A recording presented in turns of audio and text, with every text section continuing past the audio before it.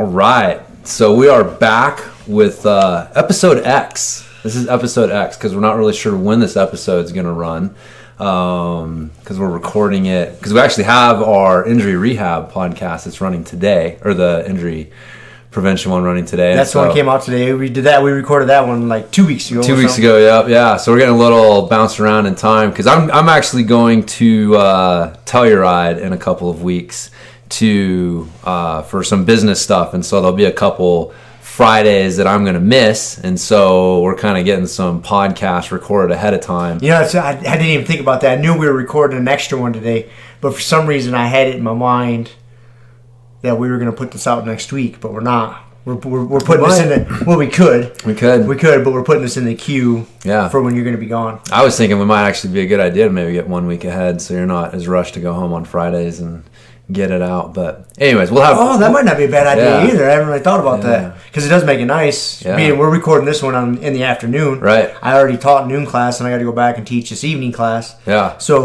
if this was today's episode, I'd be Foxville. I wouldn't be able to get it out until I got home from class today. Yeah, so if we get one ahead, then it gives you a few more days. Producer Rob, a few more days. What about, I was thinking about, I was going to bring this up to you.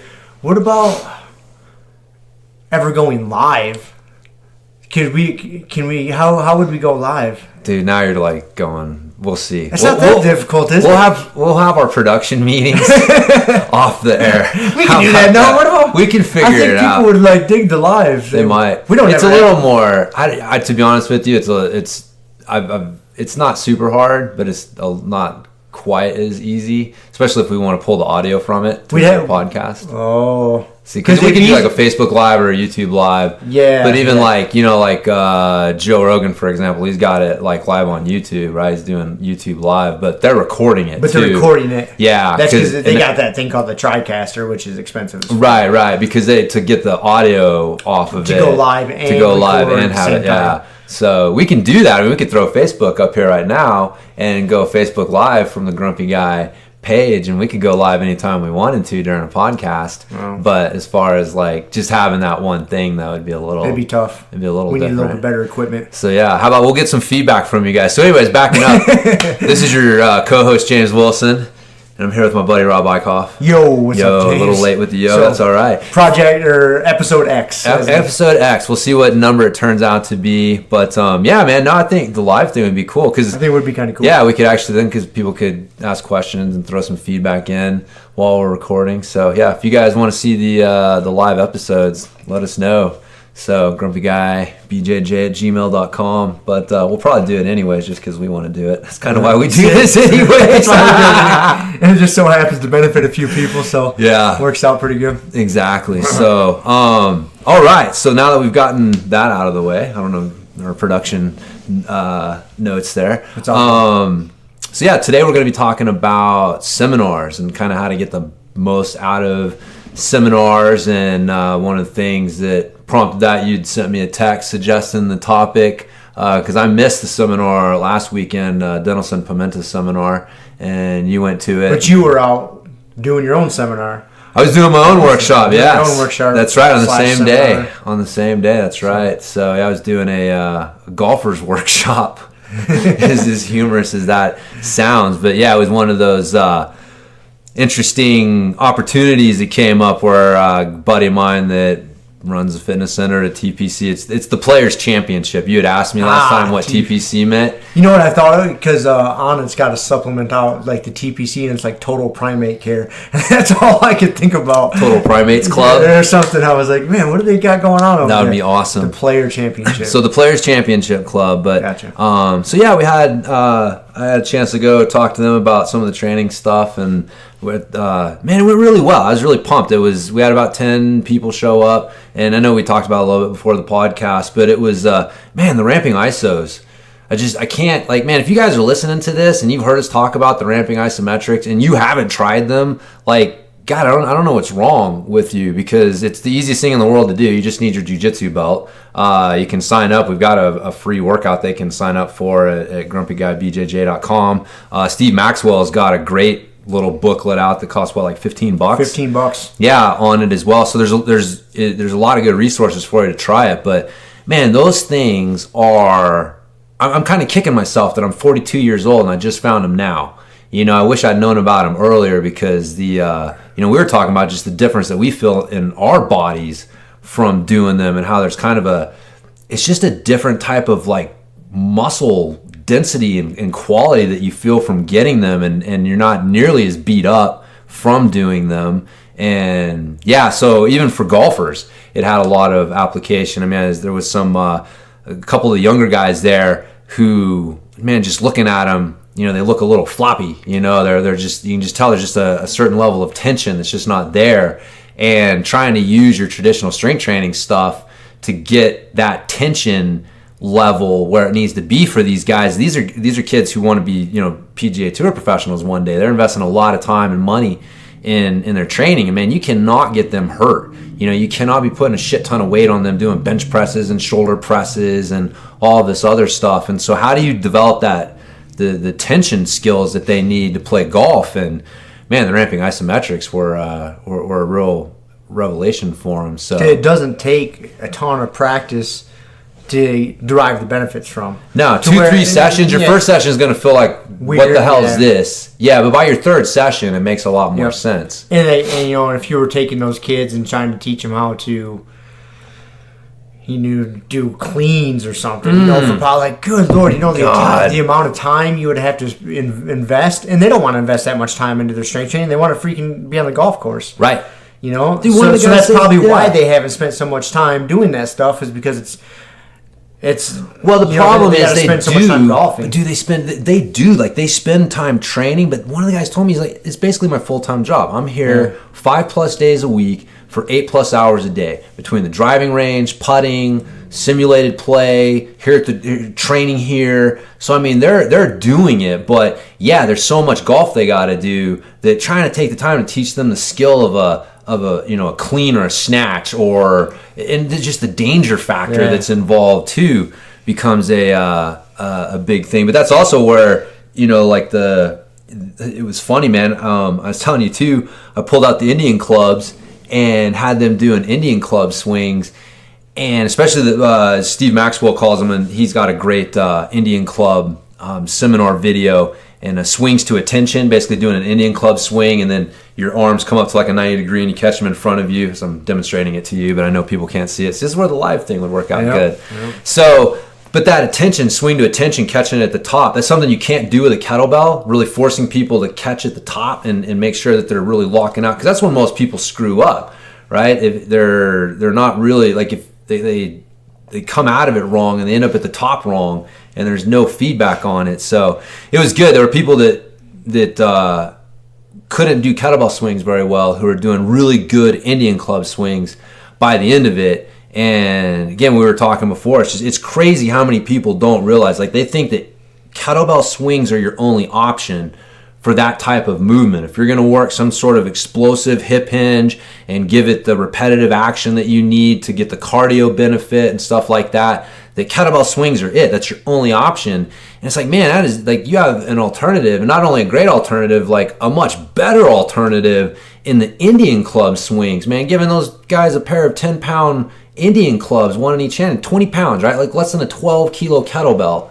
And it was extremely challenging for them to handle and get right, but they were doing it better than a regular kettlebell swing. So that was, again, man, just kind of reinforcing in my head, like, how the kettlebell swing, man, is just probably one of the most overrated, overblown exercises out there, period, man. Like, yeah, so, I mean, you know, man, you're a fan. Like, you know, you're a convert. Yeah, I agree, Hunter. I've been converted. Like, the Indian clubs, they're awesome.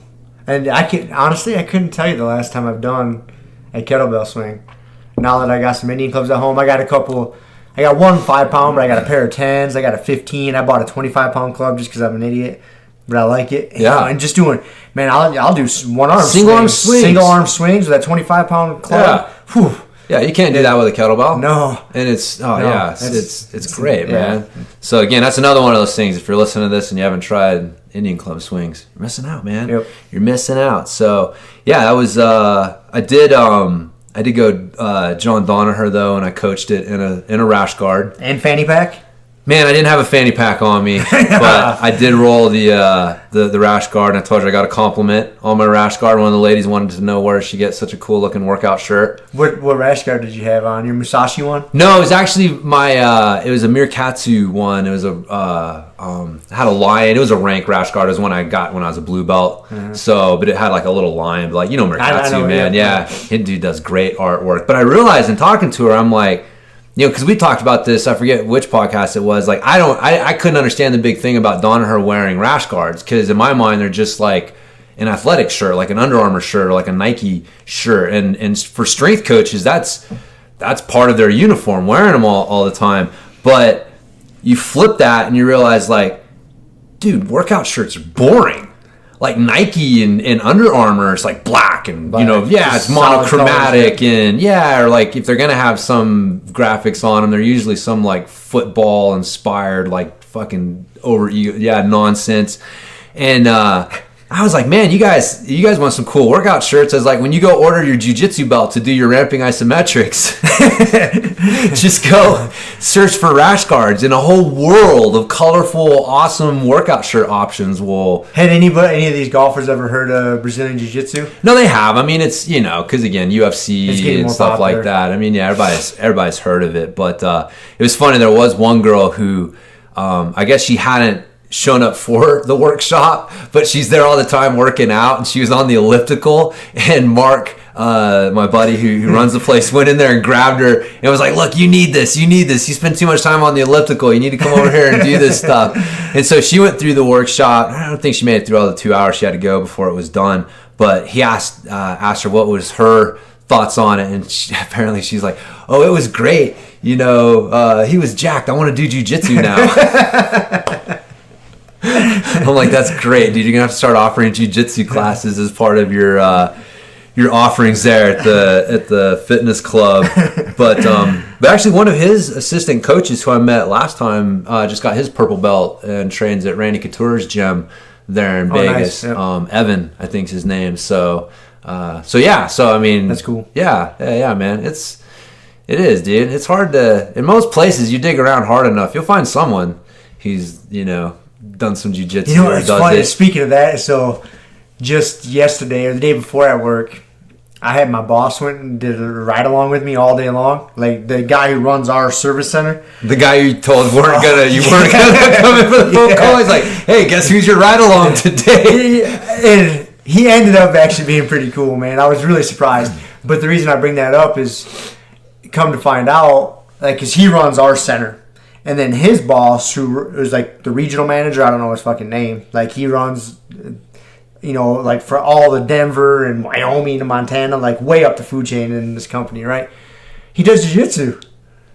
Like, his boss does jiu-jitsu? Yeah. Yes. I had no idea. And like, the dude has been in, he's come into our service center, several times for meetings or whatever. And I just blow it off as being some corporate dickhead. you know what I mean? Like, I totally don't. This is Rob. Turn to the top, baby. I just totally discount this guy as being any sort of cool or human being. I'm just like, fuck this guy. Just let me do my job. I don't want to talk to you. But I guess he's a jiu-jitsu guy. There you go, man. I don't know. You're in with corporate. I don't know. I don't want an in with corporate, man. Yeah. I'd rather have 1 foot out than 1 foot in. Hey, man, if you're going to be in, man, it doesn't hurt to have somebody. But I'm not in by choice. I'm in by necessity. No, man. I've always got 1 foot out hoping. But anyways. That's cool, though. Yeah, I thought that was kind of cool. No, yeah. So that is interesting. I'm sure I could strangle him. Yeah. Maybe I can get him on the mat and beat the piss out of him. Yeah, man, it's funny. I was in this business mentorship group run by this guy, Craig Ballantyne. He had the turbulence training. Mm-hmm. Remember that thing back in the day? I do not. Anyways, he was like one of the original. He's one of the OG fitness marketing guys.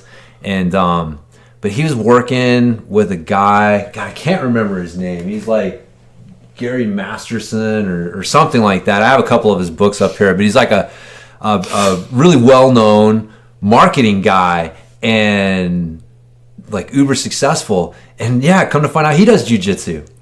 So it's just funny. It's like, like I said, man, you dig around hard enough, man. It's more and more people do know what it is. Due to the UFC and stuff, but there's still a big swath of the land that, like, if you say Brazilian Jiu-Jitsu, that it all just gets lumped in with like karate or taekwondo, you know. Like, oh yeah, they've heard of it. Oh yeah, like they've heard those words put together. That sound you make. It's a martial art. It's a martial art, and so all martial arts are like and all the ridiculous. It's like shit, dude. My accountant is like that, dude. Every time I talk to him, you were with them. Yeah, we met my accountant, Crazy Bill. Yeah, man. I don't think he made any statements there, but I warned you. I think I did going into it. I think he did make some sort of karate chop statement or something. He thinks that jiu-jitsu is karate, we're man. Breaking boards and shit, he'll make some statement along those lines. And no matter how many times you correct him and try and tell him, it doesn't matter. Or the other one is like people will tell you like, oh, can you show me a move?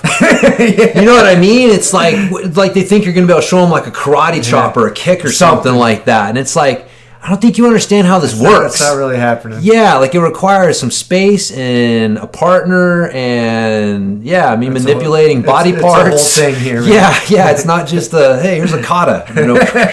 We're not doing forms here and breaking boards. But yeah, no, that is very true. There are a lot of people who still like just think it's martial arts and kind of still think it's all Karate Kid. You know, I'm pretty good nowadays about not getting frustrated with that shit, but I remember I showed up. Usually when I show up to work on Mondays, man, my face is pretty beat up from a hard weekend of training. My ears all swelled up. You know, there's some sort of gi burn on my face or something. I showed up one time with a pretty good shiner. And I guess there's some dipshit I work with that is like a karate guy or something. I don't know. Everybody thinks he's tough or something. One of the other guys said to me, he's like, "Oh man, you should go work out with this guy. You know, he's pretty good because he sees me with a shiner, so he thinks I'm like I lost or something, right, in his world or something." And dude, I used to get so mad at that kind of shit, but now I'm just like, just have him come sign the waiver. That's what I always say when somebody starts asking me a question or they start making some stupid shit. I was like, I give him the address. I was like, come sign the waiver, man. We'll sort it out. Just as long as you come sign that waiver, we'll fucking figure it out, man. That's what I always resort to. They'll be like, hey, that dude can show you some things. I was like, have him come sign the waiver, man, and he can show me whatever he wants. Show me whatever he wants. As long as he fills out that waiver first. Yeah, man. No, it's it's funny. Anyways, this day and age, still, it's all right though.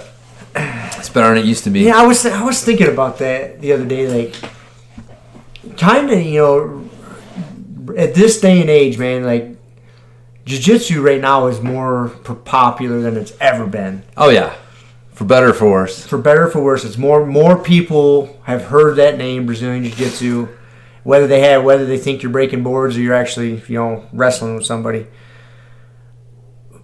But man, I don't know if it's going to get much more popular than it is right now. Because unless, like, the Eddie Bravos, the EBIs, that's the only, like, tournament where somebody can make a legitimate amount of money that goes on fairly regularly. Yeah. You know, like the ADCC, the guy who wins first place, he gets a pretty fat check.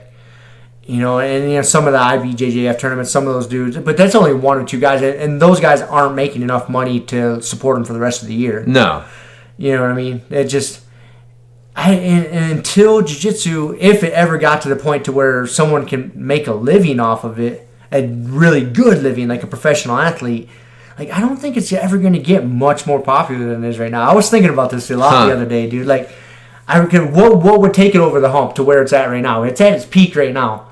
What would keep it going? It would have to get into a professional, like, televised type thing. And, dude, like, me and you love jiu-jitsu.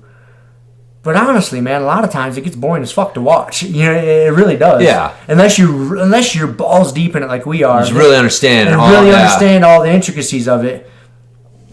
Like, I don't know, man. I don't ever see it going completely mainstream and getting much more popular than it is right now. Yeah, I disagree. Really? Yeah. I think the tipping point's happening now because it's becoming this in vogue thing with celebrities. Because if you think about it, man, you see like Vince Vaughn doing it. Demi Lovato. It's like, man, it's becoming more and more popular. And so, because if you think about it, like, what made the bar method so popular? Like, one of the most bullshit. Like, the bar, you know the one I'm talking about? That workout thing? It's like the ballot, they train like a dancer to give you long... There was one of those gyms here in town. Yes. I mean, it's based on complete bullshit. I mean, it's like one of the worst training methods ever possible, But Madonna did it. And it was very popular with celebrities. So it blew up. And so it blows up because people who are looking for fitness stuff are looking at what celebrities are doing. And so, like, I think from a professional standpoint, you're right. Like, it's not going to blow up. It's not going to get to, like, UFC level. It's not going to get to, like, until you can be able to pay these athletes. I mean, I think it's crazy, like, an athlete like Talita. Man, you know, she has trouble getting money to go over to Abu Dhabi. You know what I mean? Like, she couldn't get her plane tickets. Couldn't get her plane tickets. Like, this chick is world class, man. Like, you know, brown belt, black belt world champion, one of the best in the world, and she's still struggling to get to tournaments and do her thing. So there's definitely, I think, at the professional level, you're right. But from a popularity standpoint, I think the big selling point for people doing jiu-jitsu isn't that they see themselves one day being, you know, it's not like they play basketball because one day they see themselves being, you know, LeBron James. Right. It's they're doing jiu-jitsu because they're trying to get fit. I think that fitness is like one of the biggest selling points for jiu-jitsu. I mean, you still see that, man. Like most of the people that come into our gym, it's like you ask them, like, why'd you come in here? I guarantee you well over 50% of them have at least got fitness as part of the reason that they came in. And so I think that the fitness aspect of it is what's gonna take it over the top. But unfortunately, I think that's where the popularity, where the for better or for worse comes in, because you're gonna get a lot more people coming into jiu-jitsu for the wrong reasons. Like, they don't really understand all of the self-growth and the ego smashing and like all of the really good stuff that's supposed to happen. And they just know that it's this, you know, popular thing in Hollywood now to help people get fit. And so you're going to see a lot more of these McDojos and people trying to cater to people like that, because what was the death of CrossFit? Yeah. It became popular, right? Like, and now you got to cater to these people. You know what I mean? And see, I disagree. Because jiu-jitsu is so tough that if someone's just coming in for fitness and then they get some big sweaty dude on top of them, just fucking smothering the life out of them, they're going to be like, man, I can find a different way to get in shape. They can, or they're going to find a school. That's where I was going. That's where I was going next. You get some jerk off that's going to do some sort of, I say this, oh fuck it, I'll just piss people off anyways. They're going to create some sort of like cardio kickboxing version of it, like cardio jiu-jitsu. Yeah. To where you don't have to wrestle anybody. Yeah. Who's the thing you're not fucking doing Brazilian jiu-jitsu? I know. I mean, man, there was a thing out that tried to do that a long time ago, man. Like 10 years ago, there was this cat that came out with that, and you were doing like a workout class with like jiu-jitsu inspired moves. God, yeah, I can't remember what it was called. Man, what's his name? I got his Kettle Jitsu. Yeah, there's that DVD. Dude. There's that dude, Kettle Joe Jitsu. Alvarado, who's that's not who I was thinking about. Yeah, I mean, he's a legit black belt, right, and you know he trains people. It's a little different. That's different. But it's kind of the same. Little bit of what you're talking about, where he does have a fitness class, but he didn't. He knows enough. Like, he's a legit black belt. He's not calling. You're not doing. No. I know. It's a slippery slope, you're exactly right. You're 100% right. And once you get on that slippery slope, where does it end? And it's like, yeah, now all of a sudden you've got these classes that are BJJ, you know, fitness classes or something like that. So I guess as long as someone doesn't say that they're doing Brazilian Jiu-Jitsu. Because they're doing Taibo. They got the Taibo tapes. They got the Taibo tape. Then I'm okay with it. But as soon as you tell me you're doing Brazilian Jiu-Jitsu. See, but that is one of the downfalls I think people don't realize, like the cardio kickboxing thing. Man, you better not be telling those people you're teaching them kickboxing. They're not learning how to fight. They're not learning how to fight. And if you put that in their head, if they think that they are learning kickboxing, they're going to get fucking hurt. They're going to get fucking hurt in a real life situation. That was like one of the problems with Taibo. Like, one of the knocks on it was like, man, from the fitness standpoint, it's okay. But you're not teaching someone how to fight. No, man. If you're telling these people that you're teaching them some form of self-defense at the same time. As long as you're not bullshitting anybody. As long as you say, hey, this is a workout. We're not...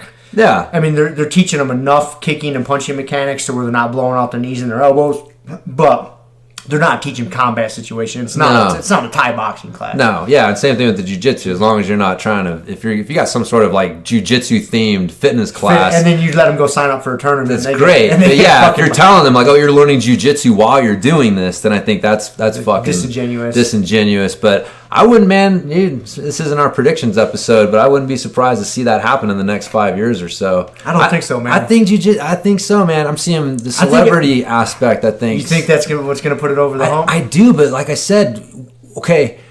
Are we talking like real jiu-jitsu, or are we just talking like that? That's the thing, right? Like it's a fuzzy line, right? Like there may be some people look at us who are like, "Oh, you're not doing real jiu-jitsu. Like real jiu-jitsu is this hobbyist, or whatever it is." So there's obviously that fine line, but I think that at some point there is a line in the sand where it's like, look, this is not jiu-jitsu. This is something else. This is something that's catering to a different group of people who don't have what it takes mentally and physically to do the real thing, and so we're gonna water it down to the point, like fucking Taekwondo. You know what I mean? Like, did you look at traditional martial arts? That was some hard motherfucking shit. And you look at like a McDojo today, and there's almost no resemblance between like your ancient hardcore martial arts training and what people are, giving 8-year-olds black belts for today. You know what I mean? And so that's the thing, is like it got watered down because to make money, to make it more and more palatable for the people who don't really understand what it's about and don't really have what it takes to do it.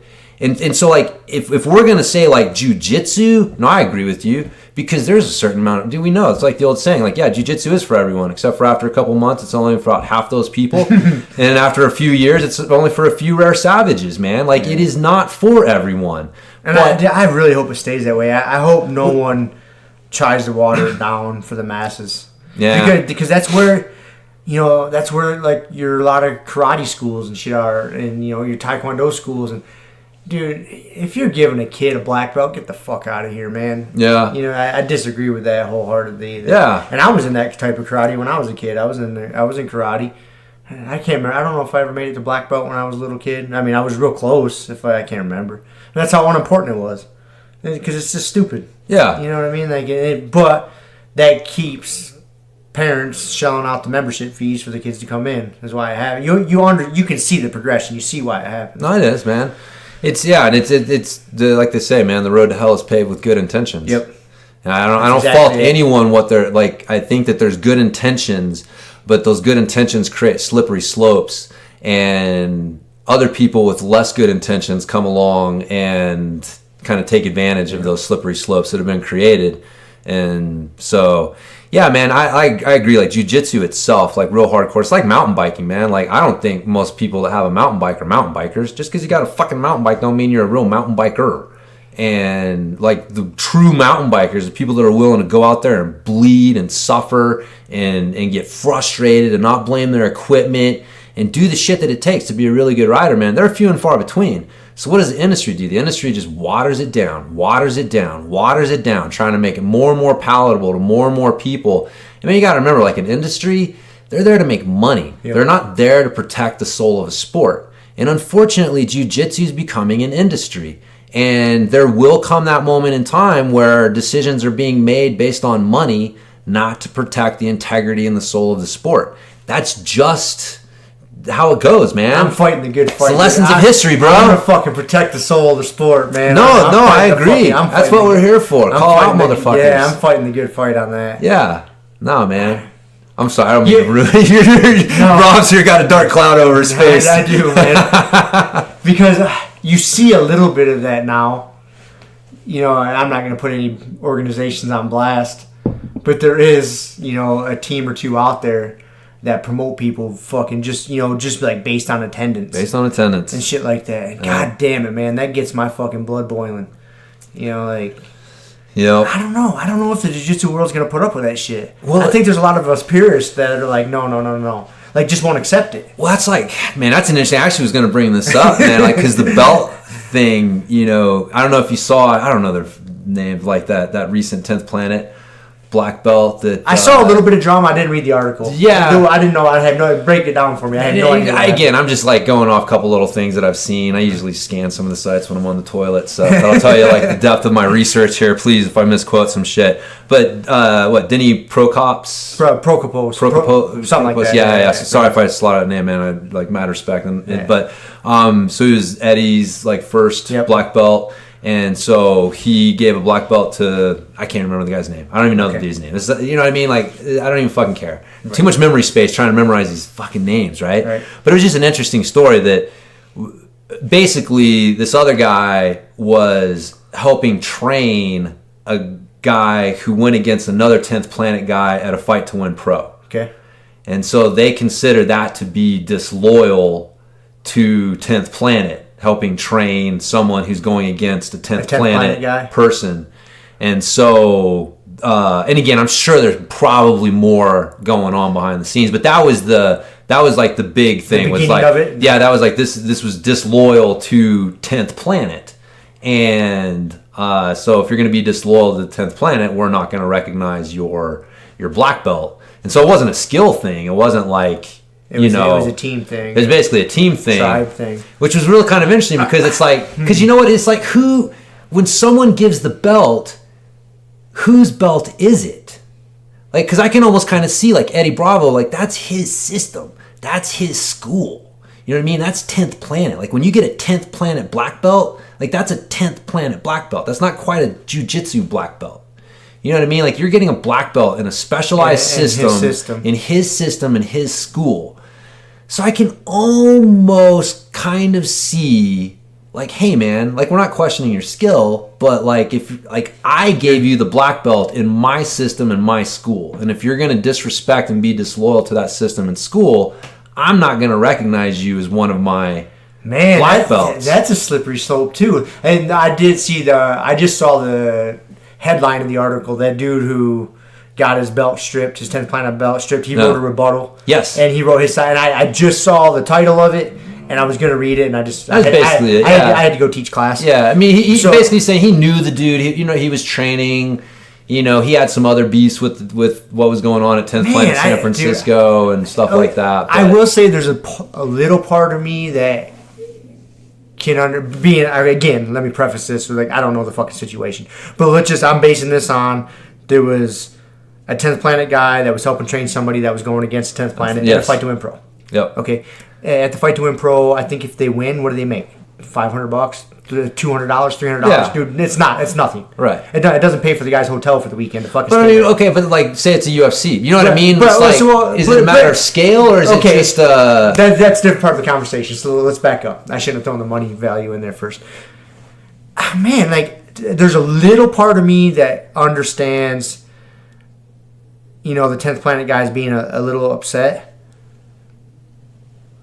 But not really, dude. There is such a small part of me that thinks that. The rest of me says, suck it up and fucking compete.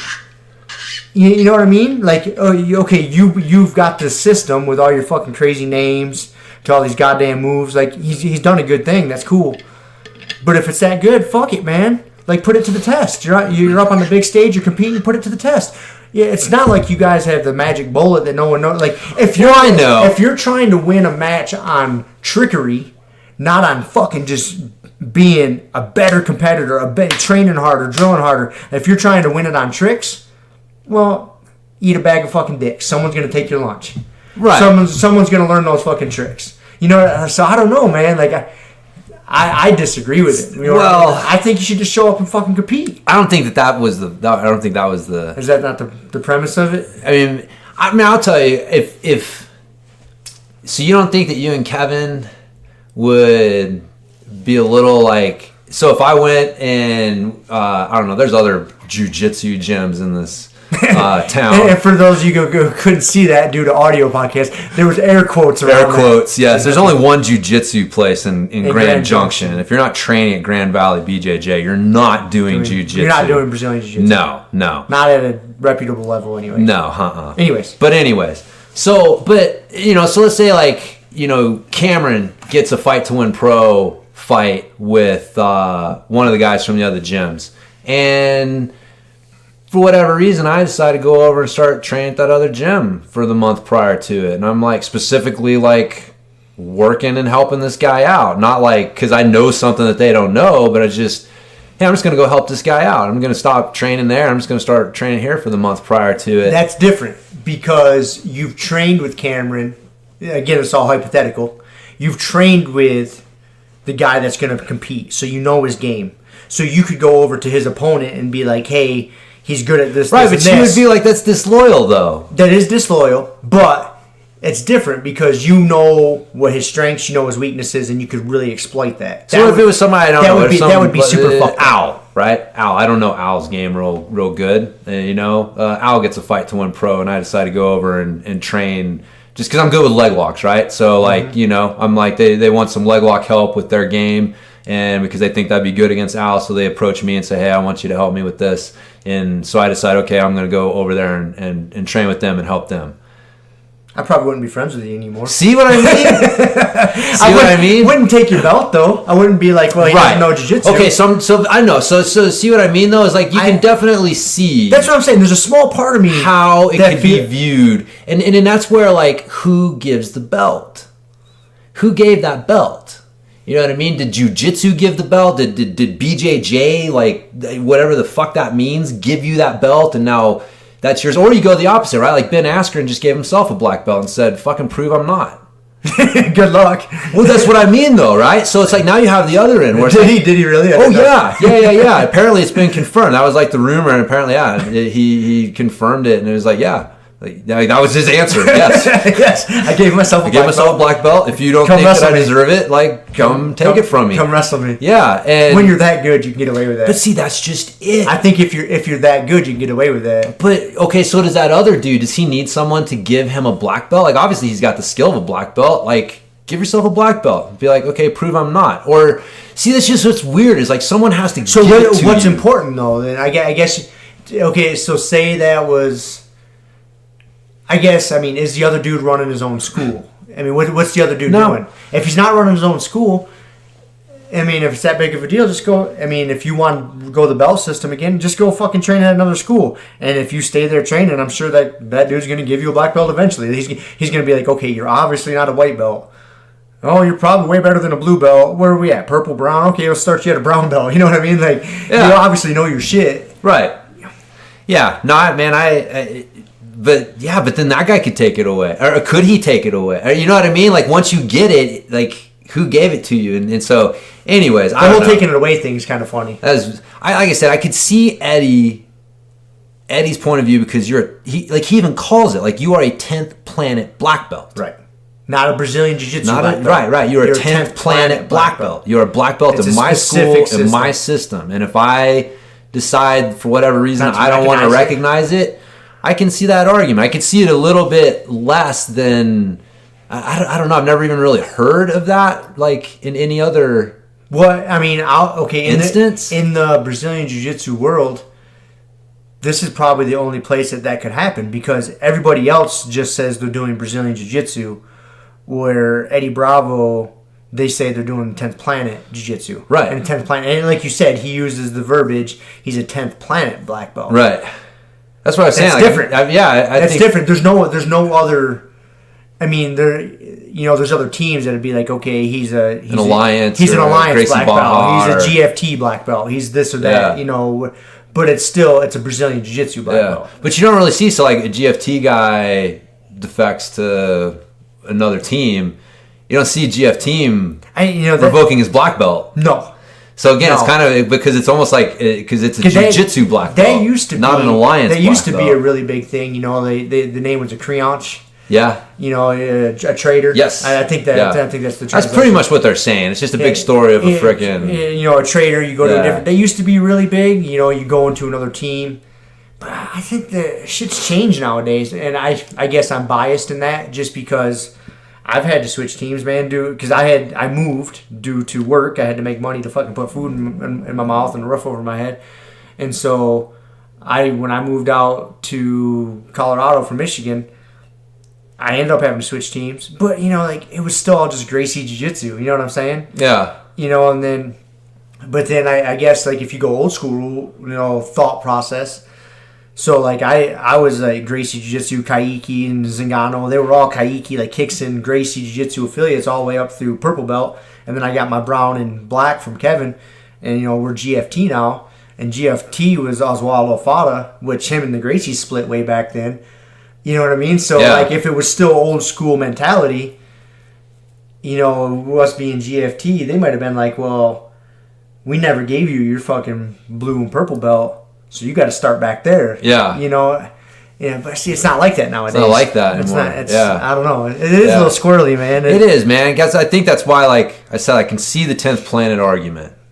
You know, the only but way, I have a tough time with any other one. Yeah, I guess I would have to side with you on that. And the only way I would really side with him on that is if, like in your example, is if that dude trained with a guy a bunch that was about to compete, and then he left and went and helped train his partner, knowing this guy's tendencies. Right. That's super fucked up. Yeah. But if he's just from the same team, and they've never trained together, fuck off. That's kind of where I side. Like I said, I think there was a lot more going on besides that, but that was kind of like if they're just from the same system, quote unquote, but they've never trained together, so he doesn't know this guy's tendencies and strengths and weaknesses, then who cares? Just be better. Yeah. But if you've trained with him a bunch, then I think that's where it would get, for me, that's where I would draw the line. I'd be like, yeah, hey dude, that's super fucked up. You've trained with this dude a whole lot and now you're helping his opponent. Yeah. You're trying to take food out of his mouth. You're trying to take money out of his pocket. Yeah. But if you've never trained with him personally, fuck it. Just be better. Yeah. Just challenge yourself. So I guess that's where I stand. Yeah. I see what you're saying. I think the thing is that because I have the same mindset. It's more of the modern jiu-jitsu mindset. Because again, I came into jiu-jitsu, I think, really on kind of the tail end of the hardcore Creonte stuff. You know, like I still remember it like being like a subject of discussion and whatever, but it's definitely faded off a lot over the last few years. And but the and our school doesn't have. Look how open-minded we are. Kevin is. Like he doesn't care. What patches you have on. No, as long as you're a good dude. Good chick. Fuck it. But that's the thing is like now that's kind of the modern approach. But I think that the 10th Planet system. I think they're just a little bit more of that old school tribe mentality. Like it's us. It's 10th Planet. And if you're not one of us, you're against us. And if you're against us, we're not going to recognize your belt. And I'm not saying it's right. You know what I mean? I'm just saying I can definitely see more of an argument for that than just about any other like dude trying to take away somebody's. You know what that brings to mind is I'm reading Anti-Fragility. Yes. Right. Anti-Fragile. Anti-Fragile with book right now, and that mindset is very fucking fragile. So if that's their mindset, that's cool with it. Let them be fragile. Oh yeah, they're not. They're not prepared for that black swan event. If they're that pissed off about it, that's still where my mind really wants to go. Man, is like, just be better. I know, but you gotta, You gotta remember, like, there's more to it. Like he said, he had some beef with like how Denny was running the 10th Planet San Francisco school. This dude did. Yeah. So there was. I don't know enough about this. Yeah, that's what I'm saying, man. It's not this innocent. Like, wait a minute, this dude that I barely know, you know what I mean? Like, I think there was a lot. There was a little bit more, but anyways, I don't know. But it's interesting because again, we were just talking about like, well, the belt period, right? Like some schools are. Based on attendance and some schools are based on, how you're progressing and stuff. And I think that's, every once in a while you'll kind of, see people talking about like, oh, we need kind of a unified belt system in jiu-jitsu like we have in other... You see that discussion come up every once in a while. Sports. And I think personally that it's impossible. I think that Randori, our sparring separates jiu-jitsu from every other martial art out there, and that you can't and so you know what I mean, like you can't look at belt systems how to other martial arts that don't have that hardcore sparring aspect. Now how do they grade and rank their students? And now let's just figure out how to apply that to this other martial art where we have this hardcore sparring, because man, you can't take the sparring out of it. Right. You can't. And so much of your progression, I think, is in that. And your ability to apply it under pressure and all of that. And so I don't think you'll ever, like, I can see, like, white belt and blue belt, you being able to say, like, yeah, white belt needs to know scissor sweep and hip bump sweep and, some basic stuff. But I think it gets really fuzzy super quick. Yeah, there won't ever be, I hope there's not, there won't ever be like a unified belt system. Like, No. I hope not. I hope not either. Because that gets back into the whole watering down thing for the masses.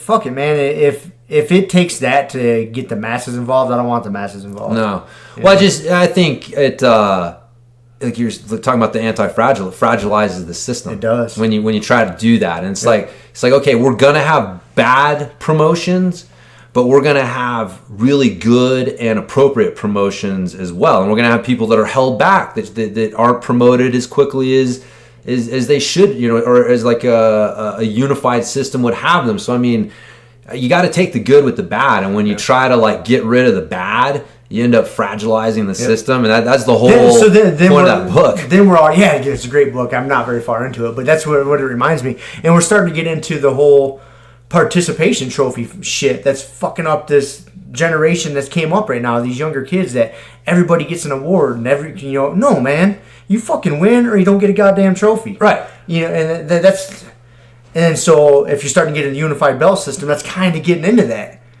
Like, hey, if you're not. It is very fucking feasible that you get into Brazilian Jiu-Jitsu and you never attain black belt. It's very likely. Yeah. It's probably the vast majority, It's probably more likely that you won't ever get it than you will. Way more likely. You know what I mean? So that's great. I love that. Yes. I don't want it to be a guarantee. Like if you go sign up for a goddamn karate class and stick it out for 4 years, you're going to end up a black belt. Yeah. That's cool, man. Stay over there at that fucking karate bullshit. Yeah. Like, not everybody gets a trophy here. No. Yeah. No, I kind of got off talking. I agree, dude. I agree. I think it's one of those slippery slope things, but for every the unified. You got to take the good. You got to take the good and the bad. Yeah. And I think there's the way Brazilian Jiu-Jitsu does it now, to where it's very subjective on your coach and your academy and how they do things. That's good, man. Yeah. I don't see anything wrong with that. No. In any way, shape, or form. Nope. I really don't. No, man. I like it. I like it. Working. There's obviously flaws to it. There's not a perfect system. And then you're going to have different levels of things, man. You may be a pretty decent purple belt or whatever, brown belt at your academy, and you go to another academy and you're not that great. No. Hey, man, you just got to step your shit up. Yeah. As simple as that, man. Yeah, It's just, not everybody gets a trophy, man. No, man. Jiu-Jitsu's not about making you feel better about yourself. Yeah. It's most of the time beating you into a pulp, and then you got to come back. That's really what it is. That is it, You got to bounce back from getting beat into a pulp. Bounce back, yeah. But speaking of that, man, of good promotions, you weren't here, but so our buddy Al got promoted to black belt. Yes. I'm sure you know, but I saw that, yeah. Al got promoted to black belt. That's awesome, I don't man. know if Al listens to us, but if he does, Congratulations, congratulations, Al. That's yeah, well cool. deserved. And Howie does listen to us. Oh, nice. Howie's cool as shit, man. He's over on the front range, and he got his black belt. Nice, congratulations, buddy. Fuck yeah, Howie. So me, Howie, and Al are the first 3 black belts under Kevin. Good old Kevin, That's pretty badass. Yeah. Cameron got his brown belt. Oh, yeah. That's another well-deserved one. That's another one. His purple belt was falling off of him. What? So, have you talked to him about his fight to win pro match? Well, Did he screw it up? No, because he kind of knew. Like he went, because I don't know exactly the way that the scenario went down, but basically he had applied for a purple belt fight to win pro, and Seth gave it to him, and then he posted it, and I think like Kevin called his wife, Vicky, and it's like, hey, don't let him take that. Like he's getting his brown belt or something. Something along that. So in that transaction somewhere, it kind of came to light that Cameron's like, hey, I might be getting my brown belt. Yeah, so something happened in there, but I think that's why I changed to a no-gi match. Kevin did that to him for his purple belt. I remember promoting him right before a tournament. So yeah, Kevin likes to do that to Cameron. He doesn't care. Deal with it. No, I know, dude. It's part of the game. Yeah. And then Everett got his blue belt. Yeah, dude. He's one of our a success story, man. Like that, since that dude started doing jiu-jitsu, he's lost like 60 pounds. Yeah. It's fucking badass, man. Yeah, man. He said he's put a few pounds back on. He said he's maybe only lost like 50 or 55 now, but still, even if he's lost 50 pounds, got his blue belt now. Yep. That's fucking badass. Oh yeah, man. Those are the big ones. That's good. Promotions at our school. That was awesome. Yeah, sorry I missed that. I knew a couple of those promotions were coming, and I was definitely bummed to not be there for Cameron's promotion. I mean, love to be there for everybody else's, but fuck, I think I've told you this story. I knew Cameron from before I ever started training jiu-jitsu. Like when I was running my facility, I had an idea for a self-defense class. And so I had contacted old Tom at 8th Street Gym back when they were still in the the hangar, the garage in the backyard. I was like, you got a couple guys who might be interested in helping me, coach some self-defense stuff. And so he had actually put me in touch with Jeff Paya. Okay. And then Jeff was bringing Cameron in. And so Cameron was coming in and like doing some fitness coaching for me here and there. And they'd actually talked me into going in. And so I took a couple classes at the old 8th Street in the garage there. Story, man. I forgot I took 2 classes and I liked it. I just couldn't like keep up with it because I was too busy. And then, sure enough, I was, after a couple weeks of training at Gracie Baja when I started for real this time, Cameron was there, and I was like, man, he looks familiar. And he's like, oh, yeah, how's your training facility going? And I was like, oh, yeah, that's where I know you from. So, yeah, man, him and I go, like, way back that way. So, yeah, it's awesome to see him get his brown belt. And, so I couldn't be there for everybody's, but, that's cool. That was cool. Yeah. No, man. Promotions are good, man. We talk about how the belts don't matter, but it definitely feels... It's a good feeling, man. It feels good to get recognized, man. Well, that goes to the fact that in jiu-jitsu, it's so hard. It is. Jiu-jitsu is so tough, and then getting promoted, to those, especially those higher level belts, man, brown and black, like, that's a fucking accomplishment, man. Yeah. You can't downplay that. Like, if you've stuck it out that long, man, you have been grinding for a long time. Yep. You've been taking ass whoopings after ass whoopings. And the better you get, the more you can hand out. But guess what? Those ass whoopings still come. Oh, yeah. Dude, they're never going away. No, man. If you're not catching them, you just got to go train with tougher people. Yeah. That's all there is to it. Oh, hell yeah, man. Yeah, I agree. So. Yeah, believe me, I caught plenty of ass whoopings when Pimenta was here. I know, man. You got the last couple days of it. I dude. Took off out of town and... I went at him hard a few times again, and it did. So so remember this that one day when everybody was watching, and I was trying to take him down like a motherfucker. Yeah. I told you I had a dream the night before that I took him down, and I knew a secret. And so I was trying to enact it. It almost happened a couple of times. That was only because he let that happen. So like the last night we rolled before he left town. Dude, he was taking me down so fucking fast. So fast. Like, he did not even play around. Like, we'd slap hands, and I was like, all right, man, I'm taking this motherfucker down. Oh, no.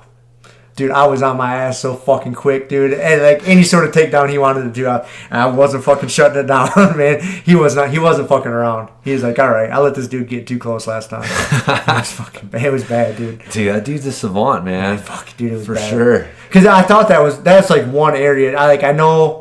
I'm not fantastic at takedowns, but I'm just stubborn. Yeah. And I'm willing just to fucking go. And that'll get me through a lot of takedowns. And so I thought, okay, man, this is where I can get a little bit of success with this dude. No. Dude, that's his fucking world, bro. Oh, he fucked me up, man. Yeah. Instantly, dude, just taking me down. I was like, God damn it, man. Dude, he's like...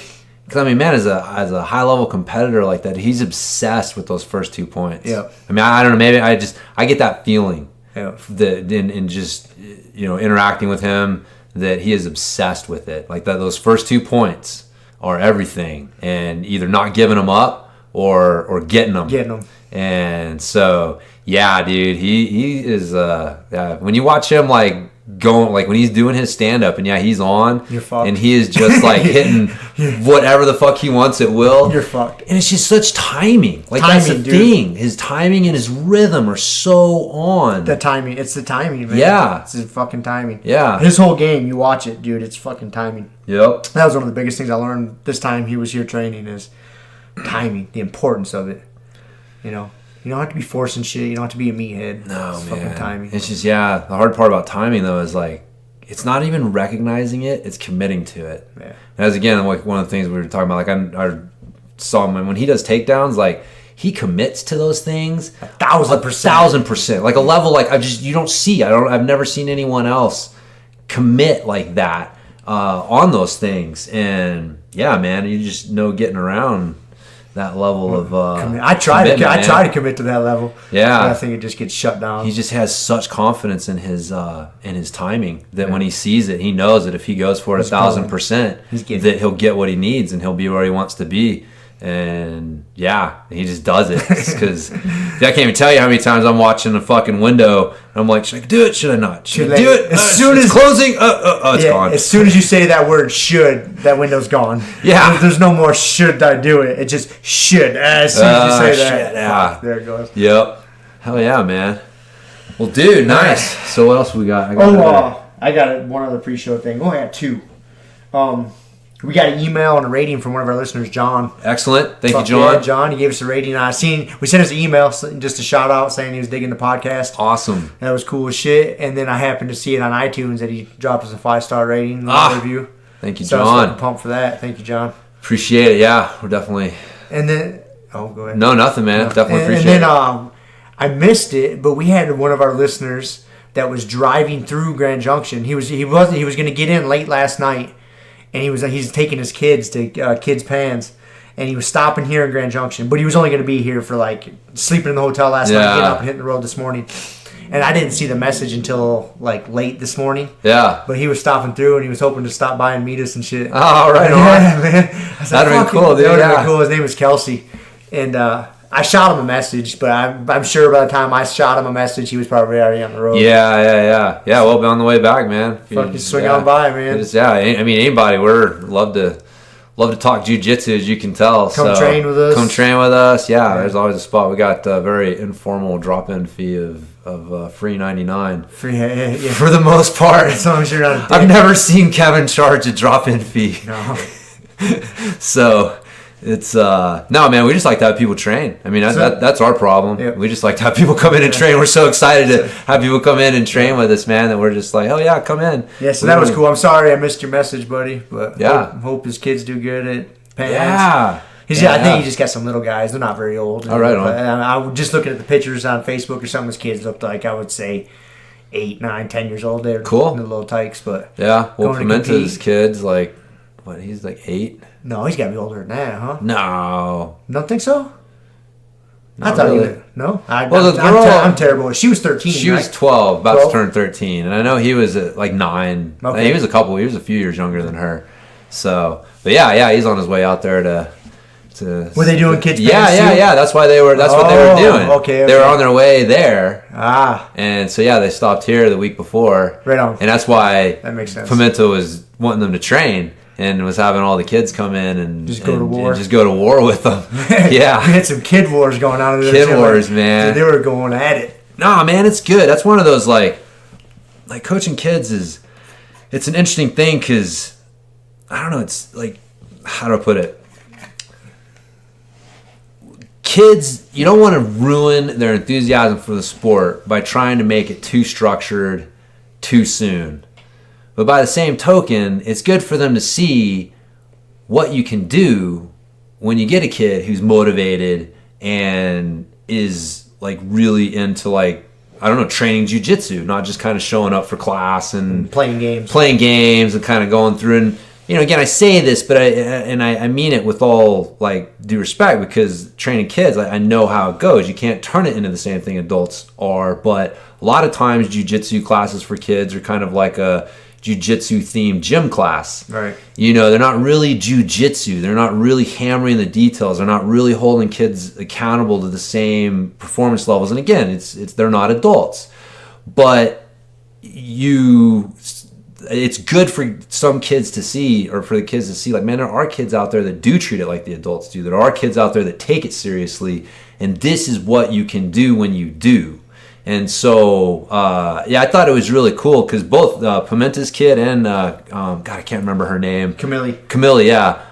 They're very good for kids. Yes. I mean, their technique is solid. You know what I mean? It's not just, kids flopping around on the floor.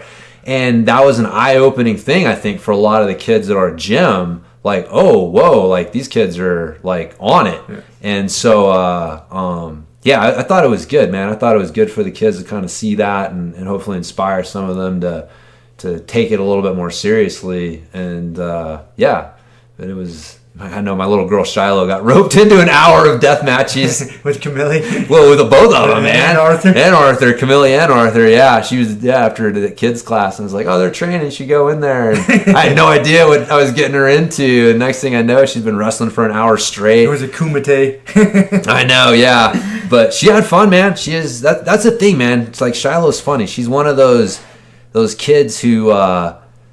Like, man, like something happens when you get on the mat. There's there's a spirit that only comes out in situations like that, because she's a pretty like mellow kid, and you talk to her and she doesn't want to wrestle, and she doesn't see herself as like being good at it. But then someone's trying to choke you out, and it's like shit changes. Yeah, it's like going and going hard, and like, yeah, it's cool. It's kind of like her mom, man. Kelly's the same way. I remember the first tournament I went to with her. Like, I've never told her this, but dude, I was so nervous for her. She's such such a sweetheart without a mean bone in her body. I thought she was just gonna get steamrolled, man. Just get fucked up. I thought this girl, I thought never want to do jiu-jitsu again. Right, yeah, man. I thought like the first girl that just came at her just like hard and aggressive, because white belt matches white belt on white belt violence is some of the worst in jiu-jitsu, man. It is. And so, yeah, and all of a sudden though, she's like fighting back and going hard and like, I was like, holy shit, where did this come from? I've never seen this side of you.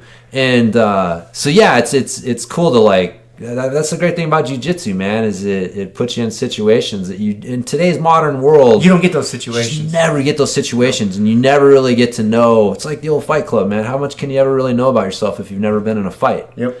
Man, and again, I'm not advocating going out and just getting in a street fight. So sign up for jiu-jitsu. Sign up for jiu-jitsu, man, and it's some sanctioned fucking roughhousing. It is. And you can find out at least 90+% about yourself. You find out so much about yourself. Yeah. How you're gonna react when you're tired and just getting fucking throttled. Yep. Someone puts a knee in your eye socket, and you're like, "Oh, we're playing prison rules, bitch." It's time to get aggressive, Like, dude, it's a beautiful thing, man. It is, man. I fucking love every second of that. And when I'm watching a match and I see that come out of somebody, like, I'm like, yes. Like, we tapped into that. Like, you are going to, like, when you see, I love that in class, when you see someone get a little bit fucking primal, and when they get home that night, they're going to sleep good.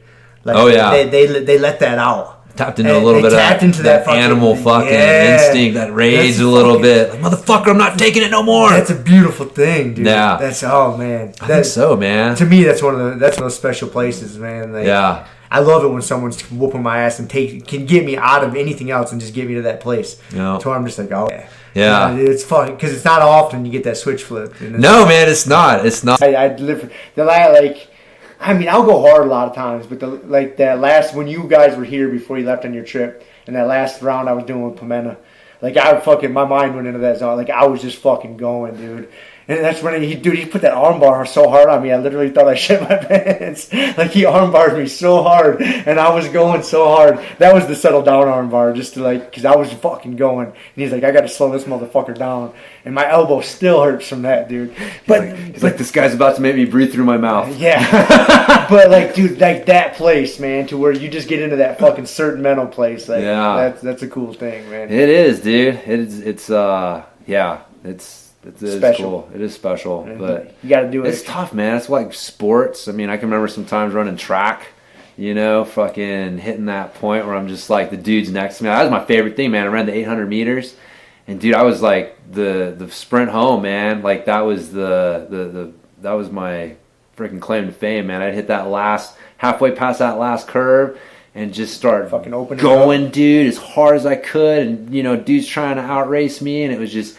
You just had to find something in you that was like, I'm going to suffer more than you are. I will not let you beat me, or I'm going to fucking run you down. Yeah. And dude, yeah, I mean, it was a couple. It's hard. Every once in a while, you tap into it, man. You touch another level, another mindset or something. And yeah, dude, it was funny. I remember one. I was running. It was a 4x400 meter. And so I was on the anchor leg for it, and I'm running down the back stretch, and there was this kid behind me, like, just like right on my shoulder. And I remember the baton coming in, and it was like top 4 teams advance to the next level. It was like the state finals and stuff like that. And I'll admit, you know, I'm seeing them coming around. I'm hoping I'm either in third or fifth. You know, I'm like, please don't let me be in fourth. Because then I got to work my ass right, because I can't, yeah, it's like and I don't want to, yeah, and nope, I'm in fourth. And fifth place is, like I said, man, like a pace or two behind me. And the kid was like a freaking 100 or 200 meter like district champion, like fucking fast kid. And I'm on the back stretch, man, and I'm running as fast as I can. I'm barely holding this kid off. And this is what's funny, dude. This kid's teammate fucked him. This kid's teammate came up and started to run encouragement to him. But he fucking pissed me off. And he goes, because the kid he was a black kid, and he goes, don't let that white boy beat you. I was like, motherfucker. Oh, it's going to be like that, huh? And dude, I dug in, and I refused. I was like, I'm going to pass the fuck out before I let this dude pass me. And I remember, man, just coming down that straightaway, and dude's trying to pass me, and we're neck and neck. And I was like, I dove for the finish line. I'm like, I'll take it. And I fucking dove. And if you've ever like dove and hit those tracks, dude, they tear you up. They tear you up. Yeah. It's not a good experience, man. But I was like, I'm willing to do it. I'm gonna take it, dude. I don't care. And I dove, and I'm laying there on the ground. I'm looking up, and just like, and this dude comes up, this official comes up, and he goes, congratulations, you made it in. And I was like, fuck yeah! Dude, I was like, I still think back on that as like, you know, just like one of those highlights where I was like, man, you hit that other frequency, man. But the irony is like, if his teammate hadn't come up and said that, I probably wouldn't have dug in and found that. I would have just, this dude's faster than me. And I had every excuse in the world to let that fucking kid beat me. And he probably should have beat me.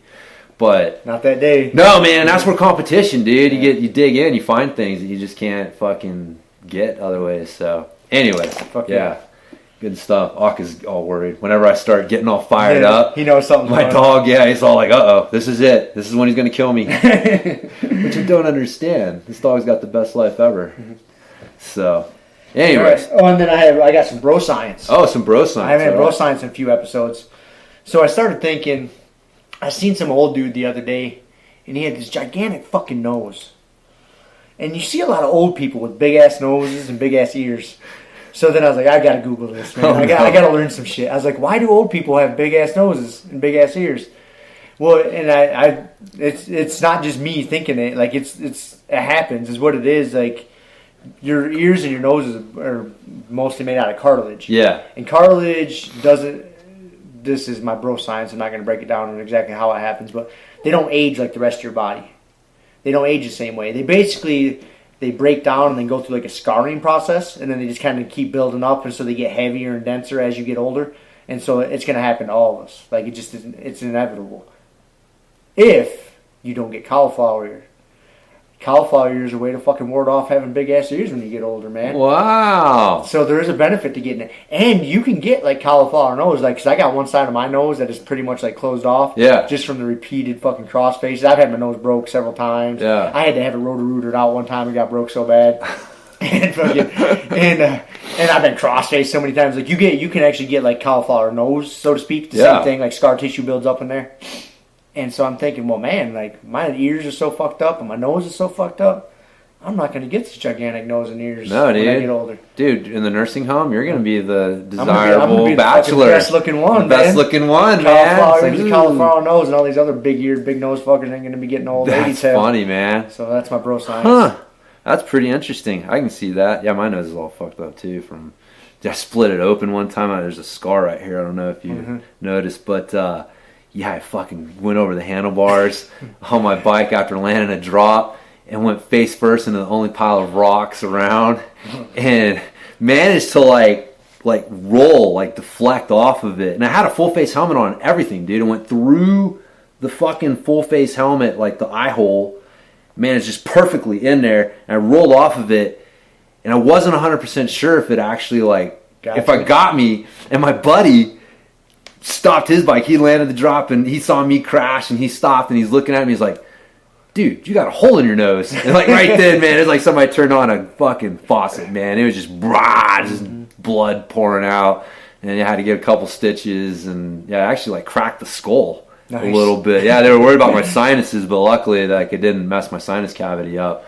But yeah, I showed up to work the next day with 2 stitches in my nose, and I was a bike tour guide when I was living in Hawaii. So I told everybody, I was like, you better listen to my advice, because this is what happens when you don't. But yeah, my nose is probably messed up too, so that makes me feel better. So that'll benefit you. Yeah. Your ears are already fucked up. Yeah. The other one's not. Yeah, they're both pretty fucked up. They're both. Yeah, this one's definitely worse than the other one. So yeah. I was a little better on draining this one out. So you'll be all right. They won't get too gigantic as you get older. It's just kind of funny. It just goes to show that we're not meant to lead cushy lives. Like, seems like we're supposed to end up with busted up noses and fucked up ears somehow. Yep. So, anyways, that's my bro science. maybe I'm wrong. That's how you tell people who led too soft of a life when you get old. Their ears aren't fucked up. That's right, man. Their noses are too big. That's right. So, let's see. I had one last thing, actually, before we get into our thing. Santa Barbara. There's no fat people in Santa Barbara. It was the fucking weirdest thing, bro. Like, so, yeah, Kelly and I, my wife, met in Santa Barbara. She was my coffee shop girl. And so I lived there for a few years. And Santa Barbara's, I didn't really realize it at the time. That's like fucking like one of the most desirable zip codes in Southern California. Just super nice. And yeah, man, I'm hanging out around there. And about after being there for a day and a half, I'm looking around and I'm like, and when I say fat people, I mean like Walmartian fat. Walmart. Right? Like, I mean like morbidly obese. Like, you had your Heavy overweight people, your yeah. people that had a little belly or whatever. But like what we used to consider fat back when we were kids. I did not see one person in a go-kart. No amigos. No, man. No. No little motor scooters. No fucking... Like I said, it took me a little while to realize it. And then I mentioned it to Kiele. And she was like, holy shit, you're right. And we spent the rest of the time trying to find a fat person, and we could not find one. And now here's the funny thing. There's no Walmarts in Santa Barbara. The closest Walmart is in Ventura, which is about a 30, 45-minute drive away. So I'm wondering if there is a direct connection between Walmarts and obesity. I was going to ask you, do you think that's causation or a correlation type thing? Probably both. A little of both? I don't know. I mean, you can argue that Santa Barbara is being... obviously, you got to make pretty good money to live in Santa Barbara. So you're probably able... Warm climate. Warm climate, getting out more. and the least amount of clothes It's a beach town. Yeah. So, yeah, I mean, it's very fitness, active lifestyle. It's going to benefit you to be a little more trim. Yeah. It's just, I mean, there's definitely a lifestyle there that's, like, super active. A ton of trails, like I said, the beach. Just very healthy, just kind of mindset that they have there. But it was just interesting. Like I said, it's very rare to go into a town and not see someone who's tipping the scales at 300 plus pounds. And so again, maybe they're just staying at home. Maybe that's the thing. The fat people don't come out. It's weird that you say that. There's some narrow ass streets, man. Maybe they just can't get down the streets. It's weird that you say that too, because we live in Colorado. And Colorado's a pretty healthy and fit state, by and large. I mean... But we got Walmarts everywhere. We got Walmarts, but we're way better than it is back in, like, the Midwest. Oh, I know, yeah. You go back to where I'm from in Michigan or, pick a state like that. Michigan, Indiana, Ohio, Iowa, like... Yeah. There's fucking obese people everywhere. Oh, yeah. Everywhere. And Colorado's pretty healthy, man. Yeah, like, it really is. Like, you got to go out of your way to find someone too fat to walk to where they're an amigo. Yeah, I mean, if you go hang out at Walmart. Go to the mall, Walmart. You go to Walmart. They're there. Yeah. Yeah. And it's even a step up when you go to Santa Barbara, huh? Dude, yeah. And they were fucking... It was funny, too. They got all these, these gyms, and everything's like the CrossFit style now. Small group trainings, basically. It's all that, right? So I was going around, and I was, like, trying to figure out who's winning, right? Who's got the most people per coach, right? Because that's who's winning. Yeah, because there's different. There's your CrossFits, but then there's like Orange Theory. There's a few different gyms. Well, they had one called Killer Bee Fitness. They had another one called The Camp, which I think was more of a local spot. And then they had another one called Jenny Schultz Fitness. And Jenny Schultz was winning. She was killing Jenny it. Schultz had, I swear to God, 30-some-odd people in this fucking room with 2 coaches and a front desk person. And I was like, you're winning. She's winning. Hashtag winning. Like, yeah. So, I mean, I don't know what kind of results they're getting. I don't even know what the Jenny Schultz method is. She had a lot more program. But it was funny, man. But yeah, it's really interesting. I haven't been in the fitness field for as long as I have, especially because I started in Santa Barbara. That's where I got my first, certification and was working for the ISSA there. And so, man, just seeing how the fitness field has come along, and now that's, it used to be open in a private training studio. Like 10, 15 years ago, all those places would have been private training studios. And, now there's no private training studios. It's super hard to find a private training studio. And it's all these small group CrossFit style classes. And so, anyways, yeah, but it was a ton of, it's like here in Fruita, man, you got way more bike shops than, or the Grand Junction Fruita area's got a shitload of bike shops per capita here. If you think about it, it's like, wait a minute, how are there 6 bike shops for this many people? And like there, it's like everywhere you turn, it's like, oh, there's a yoga studio there, and there's a fitness studio there, and it's like, man, somehow they're keeping their lights on. So, but yeah, it was just, it's cool. I love Santa Barbara, man. It's such a great I've never town. been Yeah, there. you get I'm a chance. to make a trip there sometime. Great hiking. You got the mountains right there. You got the ocean right there. It's just, and they actually have ordinances against billboards. There's That's no awesome. billboards. That's how at all. I think billboards are so goddamn stupid. Billboards are so terrible, so man. stupid. They're just ugly. They're just an eyesore, man. Yeah, and then we've even got the ones here in Junction now. You get those fucking the neon, electronic ones, the neon ones. Yeah, fuck, they're so distracting, man. Oh, They're so dude, bright. they're terrible. Yeah. So anyway, it really pisses. That's a whole other subject, but that pisses me off. They allow them to put those up here in Grand Junction because, dude, we live in a beautiful place, and man, we're out in the fucking mountains. We don't need all that light pollution. Like, no. you should be able to see the stars. We don't want all these goddamn. We're not Vegas, man. No, we're not Vegas. We don't need all these fucking neon billboards up everywhere. It's annoying. Yeah, Super I know. annoying. But again, man, the problem is like it's that slippery slope. That's why they said no billboards. Yeah. It's like boom, it's been that way forever. And I just don't understand the point of billboards. Like who the fuck's ever bought anything from a billboard? Yeah, when was the last time you drove by a billboard and be like, oh, I need that? Yeah, I've fucking never. Never. I don't understand. Like billboards are just this ancient thing. I think the problem is they're up. So it's everywhere, and it's like someone's still making money off of it. So it's like, but yeah, if you were to start from scratch today, it's like, yeah, why would you even let billboards up? Like, dude, there's just around the corner from my house, 30 road, kind of a main road here in Grand Junction. It's a fairly busy road. There's this dude's house that I don't know what kind of deal the billboard company worked out with him, but they slapped a fucking billboard in this guy's front yard. I mean, like a big highway size one. So they just went to this dude's front yard and sank one of those big ass pipes. That's what's the circumference of that pipe? It's got to be fucking 8 foot, man. Huge, dude. They just sunk it right in the middle of this motherfucker's front yard, and they got this 40-foot high billboard.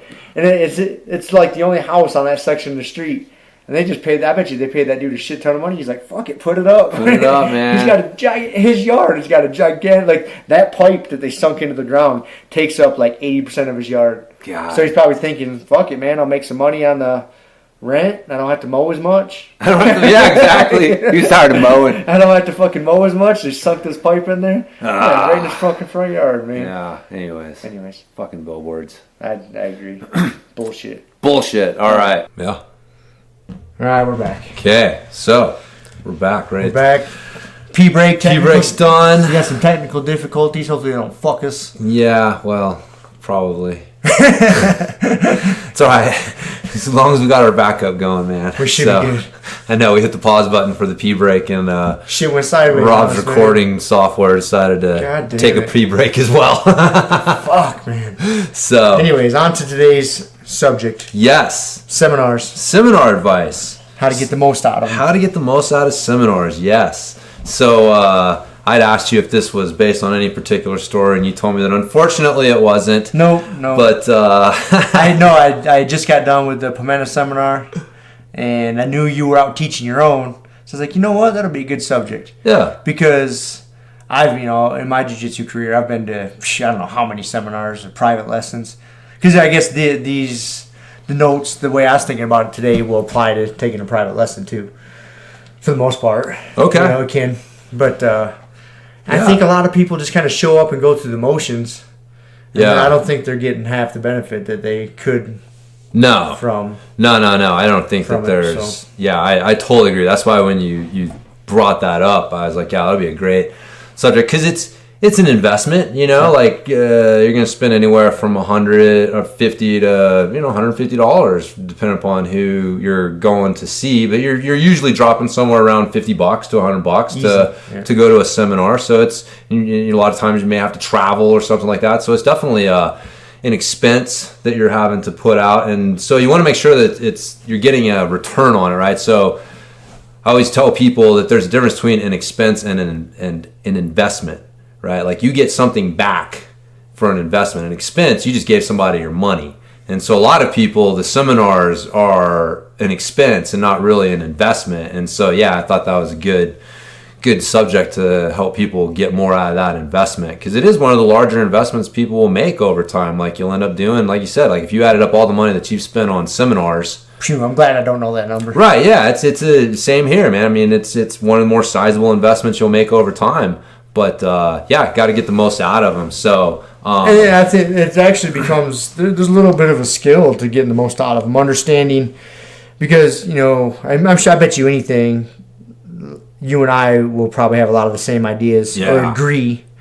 But you also, these are kind of like broad principles, I would have to assume, because everybody learns a little bit different. Yeah. So there might be little things that you like to do a little different than what we're talking about today, or vice versa. So yeah, because we all learn a little different. Yeah. But there's a couple of things I'll be a little bit pig-headed about when it comes to that too. For sure. Yeah. So I started mine out actually like, what's the problem with most seminars, right? Because I think that's kind of the reason that we even have to have this talk in the first place. Is there are problems with a lot of seminars and the way that they're run and the way that they're approached, and so I think I would have to say this would be for fitness seminar / jiu-jitsu. I've been to more jiu-jitsu stuff, but I've been to a fair amount of kettlebell stuff or this or that. I think the biggest problem is people just fucking blasting you with a fire hose of information. Yeah. Too much. Yep. I think too much. I think that's one of the big... I think that's one of the bigger ones. One of the big problems as well, yeah. It's one of the things I wrote down is that it usually manifests itself in too many techniques. Yeah. And so, you could give someone... I think blasting someone with information, too much information, that's a really good... Because it could be one technique or it could be 10, you know what I mean? But it's a matter of like just way too much information for people to be able to actually utilize and process. And so again, I think you do see that show up a lot of times in seminars with almost too many techniques. Like there's a lot of techniques that they'll go over. It's a 2-hour seminar, and so they feel like they got to throw in 5, 6, 7, 8 techniques in that time just to kind of keep things going, which can be an issue. I agree with that as well. I think one of the big problems that you run into too is that there's really a lot of times there's no coherent theme or principle that's necessarily being taught. I think that people are getting better with that, like showing sequences of stuff instead of just like random techniques. But I think one of the problems with seminars, and this is a big problem in a lot of different areas, it's the assumption that just because somebody's really good at doing something means that they're a good coach, right? And so what are a lot of the seminars? A lot of the seminars are being put on by really good jiu-jitsu guys, really high-level guys. And the assumption is that because they're high-level guys, you're going to go to the seminar and you're going to learn high-level stuff from them, when the reality is a lot of these guys are not great coaches because they're natural talents on some level. They don't always understand why they do what they do and how they do what they do and the principles behind it. And so again, I think that's one of the problems is people walking in with that assumption and not necessarily understanding that like you're probably going to have to do some work on your end to pick out what these themes and these principles and these things are. Like, you can't just walk in assuming this guy, just because he's a really super high level black belt, is necessarily a world-class coach. And you can get yourself in trouble if you walk in without understanding that and kind of actively looking for some of those things yourself. So I don't know if you have any. No, I think that's a really good point. And I didn't really understand that. And it was about 10 years ago or so that I came across this kid. He was young, late teens, early 20s, phenomenal wrestler. This dude was a great wrestler. I mean, he's one of those kids that was like a 4-time state champ. Went to college on a full ride wrestling, scholarship. Like, fucking good, man. And a hell of a training partner. And wrestled his ass off. But then he started teaching a wrestling class, and I went to it. And it was the worst class I had ever went to in my fucking entire life. And that's when that idea really started setting in for me. Is this guy had been wrestling since he was 4 years old. So 99% of the shit he didn't know why he did it. And he couldn't break it down and explain it to you. Like, hey, I do this in this situation because, my partner does this. Or No. He would show a move and it would be like a 47-step process for, right, yeah. To him it all made perfect sense and it was super easy. But like to convey that to somebody, dude, it was fucking terrible. Yeah. And you said, a lot of guys that are really good, man, they've been doing it so long and they're just naturals. They don't know why they're doing things. Yeah. And so it doesn't always translate to being a phenomenal coach. No, man. It really doesn't. And sometimes being a great competitor precludes you from being a great coach. Yep. I mean, we've kind of talked about that with Pimenta. He's a great competitor, but that's kind of one of the things, he has to rely on, he doesn't have his school. Mm-hmm. He's got Rolly's school, he's got, our school under him, he's got schools under him because he's picked up good coaches. Because, for him, it's hey, what do I need to work on? I don't know, I don't let you do anything.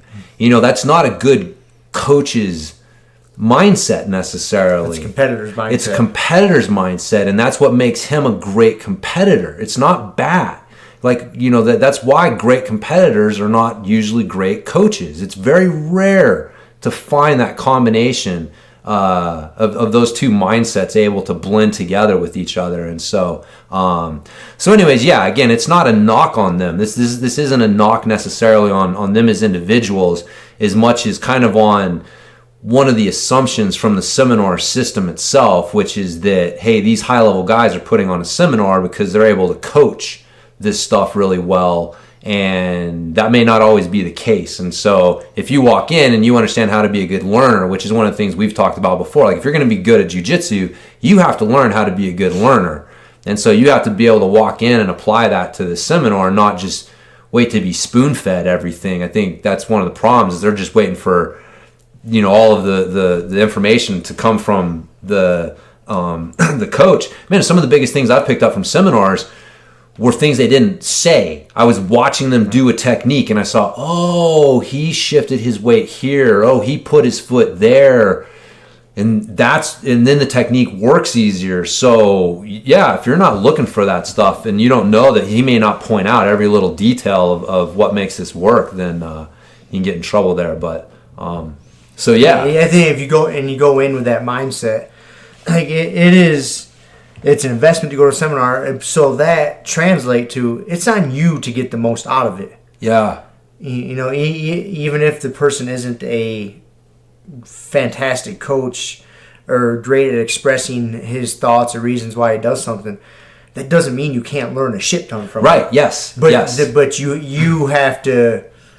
You're better off going in with that expectation and being really tuned in, ready to learn, than you are just walking in hoping you're just going to get all these little gold nuggets thrown at you. Yeah. Because if you expect that, you're not going to get your money's worth out of your time and your money. You're not going to get it out. Nah, man. You have to extract it. You got to squeeze the juice out of that. Yes. Thing, man. Yeah. No, I think that's a big one, man. So I'd actually had 4 things. I'll just throw them out there. The minimal one-on-one coaching, I think, is another. That's a drawback at a seminar. In a class where you've got 10, 15 people or something like that, it's a lot easier to get the coach sees you not doing it right, he'll come over and talk to you. And so if you get used to that, waiting for the coach to take it upon themselves to come over and coach you and work with you.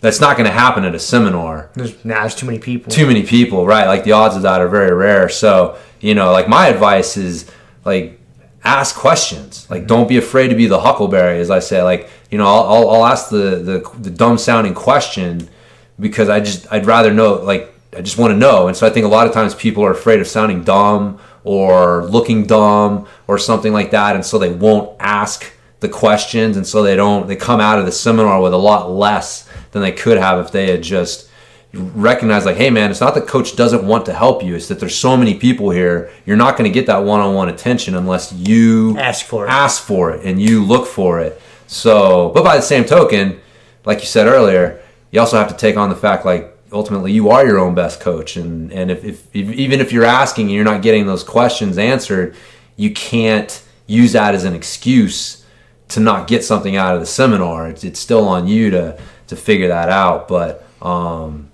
know if you had any thoughts on that one. Yeah, you are your own best coach. You have to ask those questions in a seminar. If you got 50 people there, whatever, like, yeah, you're not going to get a lot of hands-on treatment like you are in a normal class with 15, 20 people. Yeah. It's just not going to happen, man. No, man. And so, if, usually how seminars run, is they show a technique, you all split up, partner up, you do the technique, 10, 20 times, then you come back and go on to the next technique. That's a good time to ask your question when you come back. Or if you're in the middle of drilling it and you see the guy walking around, the coach walking around, and get his attention. Yeah. Be like, hey, I'm trying this. This doesn't seem right.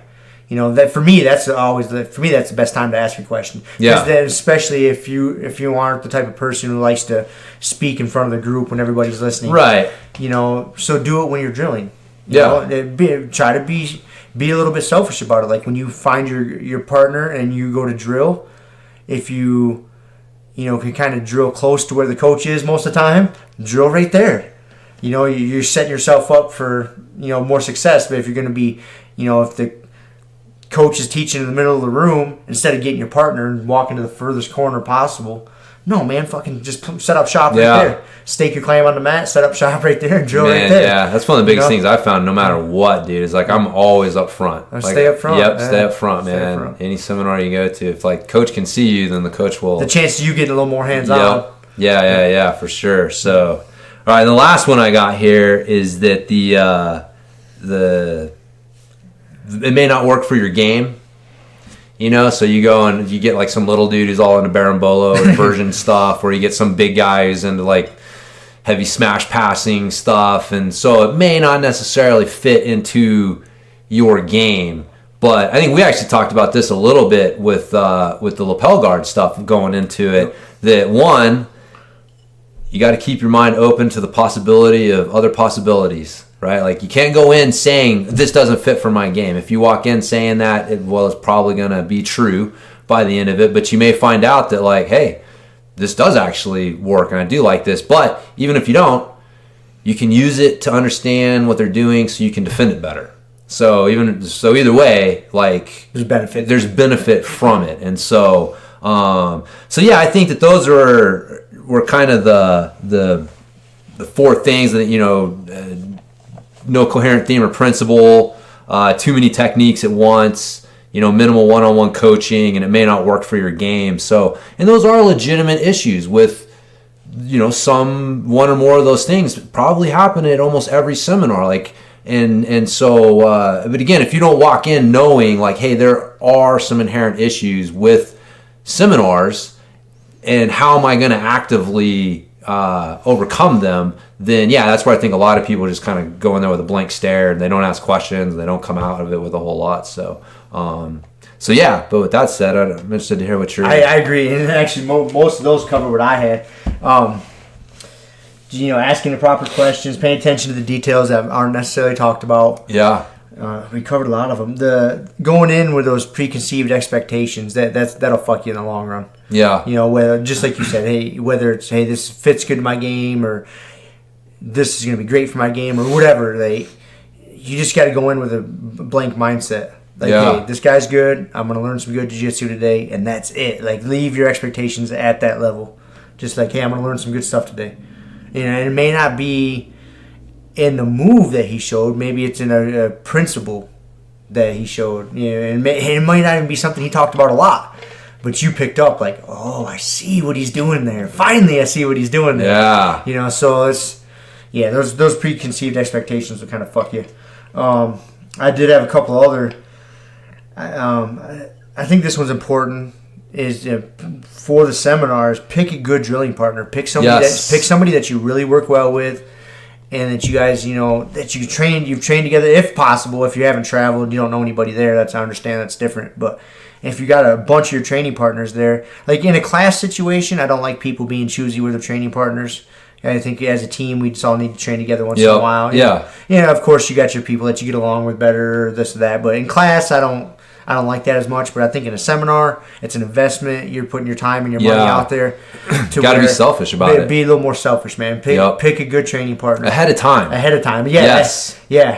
wait until he's pair up with someone and you're staring around. Speaking of that, Wolf Shirt and Tim, our buddy Tim, before the seminar, I was like, "Hey man, let's fucking partner up today." And he's like, "All right, cool." And then right after the first technique, fucker bailed on me. Went and partnered up with somebody else. Oh, fuck me, Tim, you dick. But I got to partner up with Adam, so it's all good. Okay, that's good. Adam's cool shit. He's a way better training partner than you are, anyway, Tim.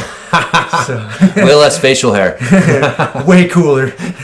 But anyway, so pick your training partner before. That'll help, man. That's a big one, man. Yeah. I got that written down too. I think that's a big problem because again, you get used to. It's not a class. No, it's not. It's different. It's different, right? You have to walk in with a different mindset. Like if you just wait until they're like, all right, now pair up and do it, and then you're looking around the room to see who's available.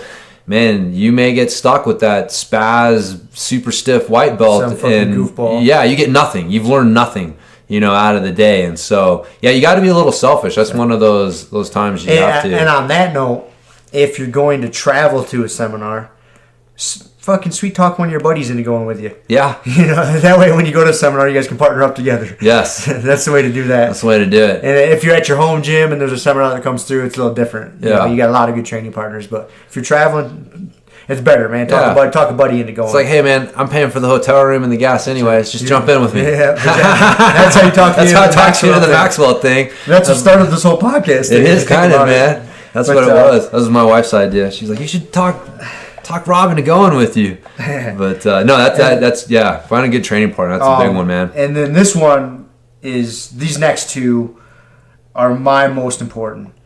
Is one, take fucking notes. Yeah, bring your journal. Take notes. Your fucking iPhone videotaping it doesn't cover that. No. Take fucking notes. Yes. Pen, paper, notes. Yes. And then, because I really disagree with the video for a couple reasons. One, a lot of times if you go to a really high level seminar, a guy teaching a seminar, there's a good chance that he makes his money online. So some sort, he has instructionals, he has something. There's a good chance that they're going to get upset at you videotaping. Yeah. Just be warned. If you pull out your fucking camera and start videotaping in a seminar, you're probably going to get talked to. Yep. They'll have something to say. They'll say something They'll say something. So it's kind of disrespectful. The only way I see videotaping being beneficial is I did a private with Pimento when he was here. I took notes. But even after I took notes, I grabbed a partner and I had Kevin record it for me. Yes. And I went through and did the moves. Just me doing them. And Pimento was watching to make sure I really didn't fuck anything up. But I went through and did them. Because we only did 3 moves in the whole private. Right. And I went through and did them. So not only did I have my pen and paper notes, but then I had video.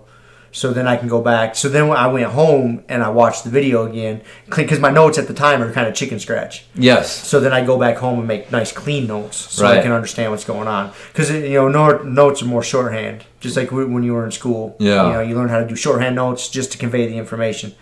But if you don't go back to them and clean them up really soon, you go back 3 weeks later, you might not understand 100% what you were trying to fucking write down. Yeah. So that goes right into my next one is, so notes is super important. Again, during the seminar, you don't have a ton of time for notes, man. You're not writing a fucking essay here. No, just bullet points real quick. Slap a name on it. If the guy doesn't put a name on the move, name it yourself. Fucking name it. write down some main bullet points, dude, and just call it. And you just chicken scratch. You get good at some good abbreviations, whatever. Just get good at it. Go home, revisit those notes that day if you can, man. That is best. Go home that night and rewrite those notes out long form. Get the details down. If you took video of it, I think that's so important. And then it goes into the next one is drilling that shit. Yes. Dude, I would say, man, if you want to get your money's worth out of a seminar, after you went home and took those good notes, maybe you videoed it, for the next minimum 2 weeks, I would say a month, drill those moves, man. If you have a drills class set up at your academy, cool, drill them. If not, show up early, ask a buddy to come in, or don't roll that night. Instead of after class, you drill what you learn. It's going to help cement it in. Yeah. If you do those things, man, you're going to get your money's worth out of that seminar. Yeah. No, man. I think that's where a lot of people forget that step. Yep. It doesn't stop when you leave the seminar. Nope. If you really want your money's worth, it's going to go on for the next month. Yeah. Then you get your money's worth out of that seminar. Yeah. No, I had that down. I actually got to give credit to Kiele, because she always helps me with my notes. That was one of her ideas. She's like, you should drill it. And I was like, man, that's totally it. I remember after the lapel guard thing, We're still doing it. I'm still doing the lapel guard. Yeah, we spent how long ago? When he was here before Christmas? Yeah. It was Christmas time. Yeah, he was here. but we spent at least the next 2 Saturdays. I remember we drilled together, and it was that was 80+% of what we were drilling was the lapel guard stuff, and it was just working it in, and yeah, that is a big thing. I mean, shit, I remember my first seminar with Rolly, and he showed us that single leg X entry into the sweep, and man, that's I drilled the fucking living shit out of that thing. You still do. I still do. For your warm up drill. Yeah. You've done it so much now. Your first 5-minute go. A lot of times you'll do that. Yeah. Just to get shit moving. Yeah. Just to flow, move. But yeah, man, if I hadn't done that, if I hadn't started drilling that stuff, I definitely wouldn't have gotten ingrained. So there's a lot of stuff that you do. After she said that, I realized oh yeah, that's kind of one of those things that I do that I don't realize that I do, and I wouldn't articulate if I didn't have somebody else point out to me. So, that's a good one. I think what you're saying about the video thing, man, I think is so spot on, man. I think that too many people try to take the easy way out by just videoing stuff. And like you said, if you want to video in conjunction with your notes, that's fine. That's fine. But if you're going to video in place of notes, you're fucking yourself. It's not going to work. You're wasting your time. Yeah, and again, it's not. I don't know all the brain science behind it, but this is one of those things like the Little Book of Talent. Talent is overrated. What was there? There was a few books that came out 10 years ago or so that really started taking a look at what makes a good learner, and what are the habits of top performers in different fields. And man, journaling, writing stuff down was one of those things.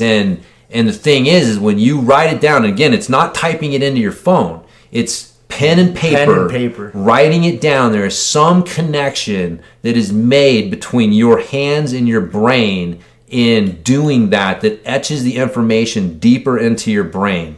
And that's the whole point of it. That you're just trying to etch that information deeper into your brain. And then if you're able to go back and review the notes, that's bonus. Yeah. But you taking a video doesn't give you that opportunity. You're just doing another repetition, which you've already done. When you write it down, like you're saying, everybody learns a little bit differently.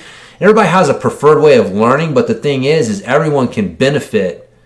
You may benefit more from, doing it than writing it down, but you're still going to benefit from writing it down. And so it's you're giving yourself that opportunity to learn it in a different manner that just doing a video isn't going to do. So, man, I think gonna do it. No, man, and again, typing in the phone too doesn't count either. Doesn't count, man. At Pimento's seminar last Saturday there. I mean, I don't know when this episode will air, but when he was here, dude, I think I was the only person in there with a fucking notebook. I didn't really study hard, look around to see if anybody else was writing shit down. I don't think there was another. I seen a couple people. I assume they were typing shit into their phone. Yeah. Unless they were sending fucking text or Instagram. And for all I know. Yeah. But because you get these online, these apps. The BJJ training journal is one that's online. I mean, there's benefit to it, but dude, it does not replace pen and paper, man. It's not the same thing. It's not the fucking same. The brain doesn't recognize it. That disappointed me. I was like, man,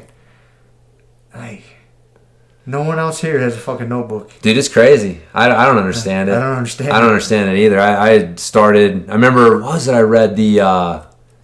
I cannot. Zen Jiu-Jitsu, like improve your Jiu-Jitsu 100% in 30 days or whatever it was. I know what you're talking about. Yeah. So I read that book. I mean, that was one of the things, man. Like when you're a white belt, like you should be reading. You should be like an athlete should understand and love the roots of their sport. Like if you don't know who Jigoro Kano is, if you don't understand the history of our sport, where Mitsuyato Maeda came from, like if you don't understand that stuff, man, like I don't know. Step it up, man. Step it up. Step it up. You need to understand these things if you really want to be a good jiu-jitsu, whatever, back to our what the fuck do we call ourselves dilemma, right? Good jiu-jitsu person. Yeah, a good jiu-jitsu person. But yeah, you should be reading books. There's so many good books that you can be reading that definitely help, right? Like it's not going to replace mat time, but it'll help. And that was one of those books, and that's what he talked about, the journal and how important that was, and drilling. And so, man, all right, well, let's do it. And man, I haven't been super faithful with it,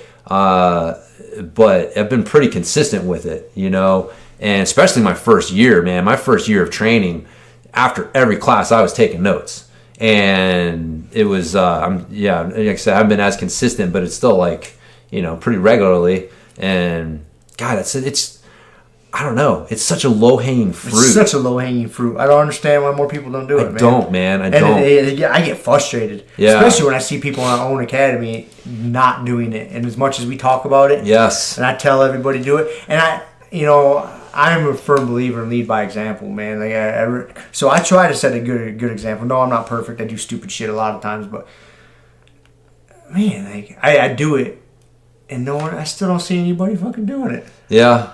I mean, besides, Kevin and I are I'm the fucking highest ranked student at the academy. Yeah. No one else is fucking doing what I'm doing. Yeah. Yeah, I don't know. I mean, I know there's a few people. You, Kelly, Nate. Yeah, Nick Pinto. Nick does. Yeah, Brazilian Nick's got a pretty good. But you know what's funny? I mean, it's like Nick's probably a prime example of this. Like, I can tell there was a point where his journaling got way more serious, and like I feel like his jiu-jitsu started getting way better because he used to keep a journal. Kind of, again, I may be wrong. I'm just kind of observing from the outside. But like, dude, he is serious about his journaling now. Like, probably more serious than like I am, and detailed stuff. And it's like, dude, you can see, and he's good. The results. Dude. He has gotten like his improvement. He's fucking good. Has gotten so much better. Yep. And again, like maybe it's a coincidence, but I don't think so. And again, all the people that you named off are, some of the people at our gym whose technique and understanding of that stuff is the most solid. And I don't think that it's a coincidence because, yeah, man, you write that stuff down and you journal it and it makes a huge difference. But, yeah, I mean, in general, especially with seminars, but just in general. Yeah, man. Yeah, so, yeah, no, I agree, man. Those are good. And then the drilling thing is good. I had a couple other things down here. I thought, like, one, again, like, it's not a class, right? So you're going to be there for 2 hours probably, and there may be a little rolling afterwards. You need to eat appropriately. Yep. Like if you don't eat properly before you come in, or you bring a snack or something, or if you eat some big gigantic meal before you come in. Right. That's what I'm saying. Like you either try to roll in on a cup of coffee and you haven't eaten for like 4 hours beforehand, or the opposite, like you said, like some big old meal or whatever.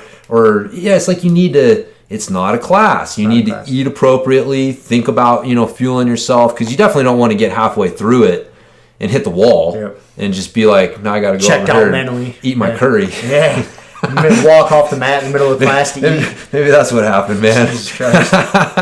Anyways, and then another thing that Kiele mentioned that I thought was a good idea is to, especially if you're a lower belt, like white belts and blue belts.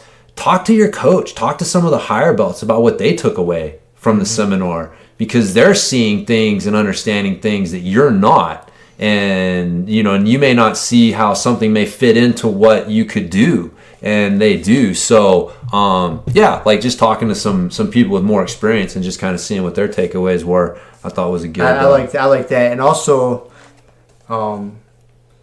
compare notes with somebody afterwards. You and I did that. I remember specifically after the Lance's seminar last time, you and I were taking notes, and afterwards we're like, "Hey, I got this, and this. Did I miss anything?" And like, well, I've worded it like this. Is this, and so we kind of You know, that's compare notes with somebody. Yeah. That's hoping somebody else in the seminar took notes also. Yeah. Well, that's where, I mean, man, I don't know. I think jiu-jitsu, you eventually kind of have to find everybody does, you find kind of your kindred spirit a little bit. Yeah. In class, the person that, you know, hey, man, if all else is equal, that's the person I'm going to go drill with or whatever. And so, you know, it's like just making sure that you're surrounding yourself with the right people to help you with your journey. And so it's like, yeah, I think that like you and I are like really good for each other that way because like we approach this stuff the same way, like we're, you know, take notes. And so, yeah, you got to look for those people on your jiu-jitsu journey. And when you find them, then take advantage of them. Embrace them and take advantage of them, man, because they can definitely help you along the way. They're going to help you and they're going to make your little jiu-jitsu journey a lot more enjoyable. Yeah. Yeah. Because, it's definitely, it's a grind sometimes. It is, man. It is. Take some discipline and practice. Yep. But so there you go. That's it. I think so, man. I think that's about it, man. Huh? The BJJ seminar advice. I think notes, drill it. Yep. iPhone, good partner. Your fucking camera doesn't cover up the notes. Yeah. Fucking notes. Yeah, and just be aware of what some of the problems are and some of the solutions. I think one of the things, like with the too many techniques thing, I forgot to mention, one of the solutions I had for that was like, man, just focus on the ones that talk to you. Yep. You know, if they show you like 8 different things, maybe there'll probably be 1 or 2 that really kind of speak to you for some reason. And I don't know, man, that's one of the things that it took me a little while to kind of embrace, which is like certain things are just going to speak to you. Certain things are going to click. Certain things are going to match with your personality. And, you know, we talked about this a little bit, like with the basics, you want to be a dictator. With the advanced stuff, you become a little bit more of a libertarian. And as you get more advanced, you don't know why. I don't know why certain techniques, certain things speak to me. But if I fight it, right, and I'm like, man, I need to memorize all 8 of those techniques instead of just embracing the ones that, you know, I kind of clicked with, and I'm not going to get as much out of it, I think. So I think that it's just kind of, you know, there's a fine line there because you can get stuck in a rut, you know, that way too. So it's that yin and yang. But yeah, if you just come out of it and you're like, man, I got 1 or 2 good details, a couple good techniques out of it, like that's good. That's okay. You know, you don't have to come out of it with all of it. So. A whole new game. Yeah, unless it's lapel guard. And it's his lapel guard seminar. So I'm finding all sorts of new ways to get that lapel wrapped around my leg. And yeah. It's like that was like I thought like, you know, Lance's the way that he approached that was a really good. Yeah, he did a fucking excellent job with it. Yeah. You and I were both going in with the same thing. Like, Jesus Christ, Wormguard, what are we fucking learning here? But, you know, we trust Lance. He's a good dude. We know his jiu-jitsu solid. So we're like, all right, fuck it. Give him the benefit of the doubt. You know, he could have been teaching us how to jump off the roof for all we know. Yeah. We would have been like, all right, let's see what happens. And no, man, I'm trying that shit from everywhere still. Yeah. It's fun. It works. Sometimes I get fucked up. Sometimes it works, but it's fun. Like, Yeah. Lance, he's one of those, like, he's really good, but, like, he's not, I think, like, he's had to grind enough to think about it. Like, because he's not a super athlete. No. He's an average dude. No, man. I mean, he's above average. Like, he's especially, but you know what I mean. Right. He didn't win the genetic lottery. No, man. He's not some specimen. Yeah. You know what I mean? So he's had to be real thoughtful. And I like that, like, the way that he approached his seminar was like, here's my thought process. Yes. Here's why I'm doing this. I got to go against, you know, bigger guys, and so this is why I found this to work, and here's what I do, and then when they do this, so like that explaining of his thought process made it really easy to fit in, like, oh, because like that's the thing for me, if I can understand how you think, then that does way more for me than understanding what you do, because if I can understand what you're thinking, then I can understand what you're doing, and I don't know, it's just like a deeper level. It's like I was saying with Pimenta, right? Like, if I can understand what Pimenta's seeing, then I can start to try to see things the way that he's seeing them, and that's going to let me see things that I wasn't seeing before. And that's what's going to open up those opportunities. It's not just memorizing the techniques. And it's the same thing there. Like, if I can understand how you're thinking, if I can understand what you're seeing, well, then when I start to see those things, then I'll know how to react and I'll know what to look for. So yeah, that's for me, it's like figuring out how you think more than what you're doing. And that goes back to, like, we talked about, was the last episode we talked about principles? And I think it was last episode. Well, fuck, I don't know what this is airing, so I don't know. But our principles, God damn it. We'll just call it the principles episode. The principles episode. To, learning the concepts as opposed to techniques. Yes. The techniques will come. Yeah. And that's what the concepts are. It's like, what are they seeing? What are they seeing? Yeah. Because it's how they're thinking. What are they seeing? They're seeing, exactly. And it's like, that's what you got to strive for that. Yeah, you got to see jiu-jitsu at first, differently. That's way hard. That's way hard to do at first. Like at first, it's just going to be moves. Yes. But once you start, you understand it on the next level, that little bit deeper level into the fucking matrix. Yeah. Well, it's interesting, actually, that book, the 12 Rules book, the Jordan Peterson book, which, man, I haven't started reading it yet. Dude. Did you finish it? No, it's so good, though, man. It is so good. Yeah, it's so smart, man. I haven't read a book like this good in a while. I think what I love about it is just, he just, like I said, man, it's hard to put, I once heard a guy put it this way. Like, you ask somebody, what do you think about Jesus? Like, whoever has anything bad to say about Jesus. What did Jesus ever say or do that you could be like, that was bad? Or, yeah, that guy's a dick. Now, what do you think about Christianity? Ooh, man, that's where everybody's face gets a little like, what? Scrunched up. It's like, okay, why is this? You know what I mean? Like, there's a difference there. And so... anyways, like I said, last time talking about it, I like how he's able to not throw the baby out with the bathwater, because there's still a lot of good stuff in there, a lot of good moral lessons for people on how to live their lives. But anyways, the one of the things that he was talking about was the God damn it, I lost my train of thought. I assume you were going down the rabbit hole of throwing the baby out with the bathwater and concepts in jiu-jitsu. That's how you were going to relate it. Man. That was my assumption. No, the concepts thing. I totally forgot what the fuck I was going to say, dude. I started getting all excited. I love that book. I was reading it today, and it's just, dude, it's such a good book, man. It's one of those books where, like I said, you're reading it, and you're like, oh, that makes so much sense, and then you try and articulate it. It's so hard to do. And you're like, dude, it is so hard to do. So hard to do. But anyways, I'll just have to leave it at that. Yeah, leave the book. I'll listen. What'll be funny is I'll be listening to this and I'll hear it and I'll be like, that's right, that's what I was gonna say. So I'll throw it that way. Oh no, I totally remember now. All right. Fucking A. Sorry. He was talking about how a period of what is called unfreedom can lead to better thinking later. Right? So basically, his idea was like the disciplined mind that was created through the unquestioning adherence to Christianity helped give rise to the focused mind that you needed to develop science. Right? Like kids, for example, kids need a period of unfreedom. Right? Like if you gave a kid 100% freedom, it's a shit show. Right? They need some unfreedom. They need no, that's bad. They need rules. They need guidelines.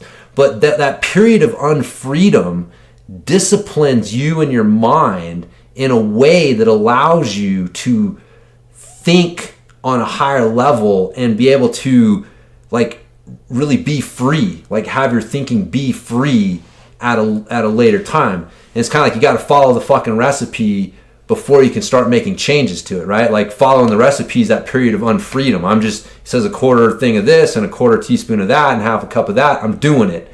And once you've done that enough, that period of unfreedom leads your mind to the point where it can start to think for itself and you can start to venture out in that freedom of thought. So anyways, it just goes back to jiu-jitsu where it's like you need that period of unfreedom at the beginning. We're like, no, this is how you do it. This is this. But that period of discipline pays off in the long run, because eventually you're able to, that's where the game development starts to come into, where you're like, now your brain can start to see things differently. Like you need that period of unfreedom to lay that groundwork for you to start changing how you see jiu-jitsu and how you are seeing what's happening on the mat, and for your brain to be able to expand on that and go down that road. So I like that. Anyways, so I would say your whole time at white belt is unfreedom. Yes. A good majority of your time at blue belt is unfreedom.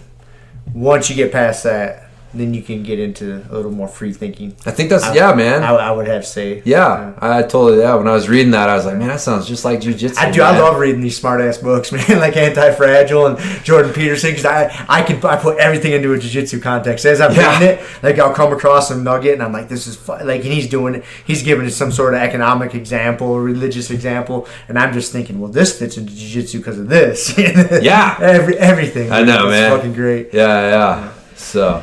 All right. I said we call it, man. I got let's to do teach it. Beginner class. You coming to class tonight? Man, I don't know. I might. I got to go run an errand. I might not stick around and roll, but or I might. I always say that. You might as well. I always fucking say that. You got to come train. I'm a terrible. You haven't done jiu-jitsu in like a week. I haven't done it in a week. You better fucking come. I better. All right. Let's do it, man. All right. Unless my family's got other plans for me. I'll go out there and tell Kelly. I'll she's got to roll do jiu-jitsu too. She's not doing jiu-jitsu. No. She's not, man. After that drive home yesterday, man, she's done. Yeah, she saved my ass, man. Me and Shiloh getting sick, and then me having to drive home. Dude, that was the worst drive home yesterday. 7 hours sitting in a car, just uncomfortable, man. So yeah, dude, it's just I hate being sick. That's why I try to be healthy.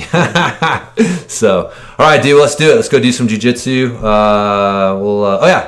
Find us online, grumpyguybjj.com. Our website should be done real soon, huh? Yeah. We just got to get another... revision. One little snag that we ran into with the one thing, but yeah, no big deal. Fuck yeah. Should be hopefully up next week. But yeah, you can sign up there. Click the link to get Grumpy Guy BJJ podcast updates and our free BJJ improvement starter kit. Got a bunch of free cool stuff in there. Find us on iTunes, Spotify, Stitcher, Podbean, find us everywhere, leave us man. A review, man. Please, reviews, yes. The 5 stars, the comments, review. I love getting emails and comments from you guys, man. Yeah. It makes my day, dude. It really I know it does. You guys need to send a lot more emails. I get so excited, man, when they come through. I'm like, yes, more people are listening to this. They don't think we're complete retards. This is fucking fantastic. Yeah, so yeah, again, grumpyguybjj@gmail.com if you want to just say hi or give us suggestions or comments or you got questions for us, because again, we will answer the questions, man. Yep. We will give you a shout out on air and answer your questions. So, yeah, sounds good, man. I think that's about it. Let's get out of here. All right, buddy. Well, we'll talk to everybody later. Peace.